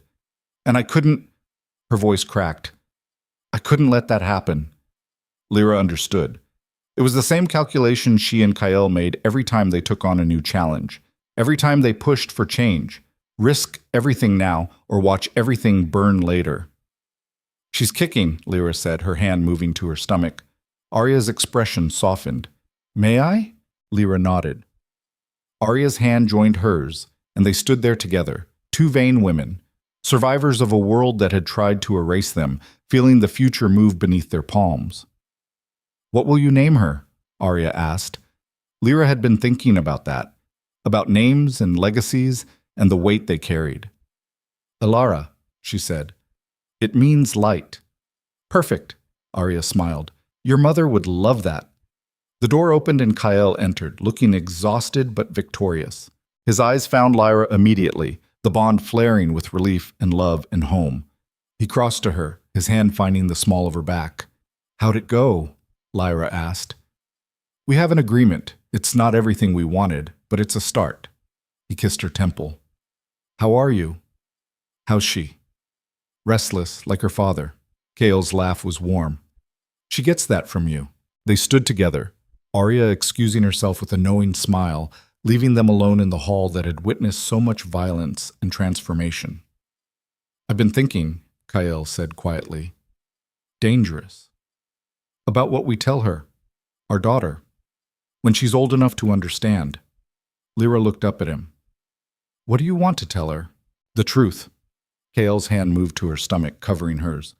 "That the world can be brutal, that people will try to make her invisible, try to claim her, try to use her, but that she gets to decide who she is, what she's worth, who she lets see her." Lyra's throat tightened. "And," Kael continued, "that being seen is a choice, a brave one, and that choosing to be visible, to fight, to love, that's the strongest thing anyone can do." The words settled over her like truth, like everything she'd learned in the years since that first night when Kael had looked at her and asked her to look back. "Yes," she said. "We tell her that." They stood in the hall as the sun set outside, painting the world in shades of gold and amber. And Lyra thought about the girl she'd been. Blind, broken, hiding in corners. That girl had been brave in ways Lyra was only now beginning to understand. She'd survived. And survival had given her the chance to become this. A woman who didn't hide, who didn't run, who stood in the light and dared the world to look away. The baby kicked again, stronger this time. Lyra smiled. "She's going to be a fighter," Kyle said. "Good." Lyra leaned into him, feeling the bond wrap around them both like armor. "She'll need to be. We'll teach her. Everything we know. Everything we've learned. How to survive. How to fight. How to love." Kale's arms tightened around her. "How to choose when to be seen." Lyra closed her eyes, feeling the weight of his love, the strength of the bond, the future growing inside her. For 10 years, she'd lived by her mother's warning. They only claim what they can see. But she understood now what her mother had really meant. Not that invisibility was safety, but that visibility was power. That being seen was a choice. That the only way to truly live was to step into the light, eyes open, heart exposed, and trust that the people who mattered would choose to see you as you were. Flawed, scarred, surviving, strong. The moon rose outside, full in silver and absolutely certain. And Lyra Vane, once invisible, once nothing, once the girl who survived by disappearing, stood in its light, bonded, powerful, seen, and finally, after everything, free. Not because someone had given her freedom, but because she'd chosen to claim it. One terrifying, beautiful, impossible step at a time. P. In the ruthless Silverfang Territory, where weakness is hunted and power decides fate, a girl learned to vanish. But when survival was no longer enough, when love demanded courage, when the future called for strength, she stepped into the light. And the world that tried to erase her learned the oldest truth of all. True power isn't in being seen, it's in deciding when to be. And she decided.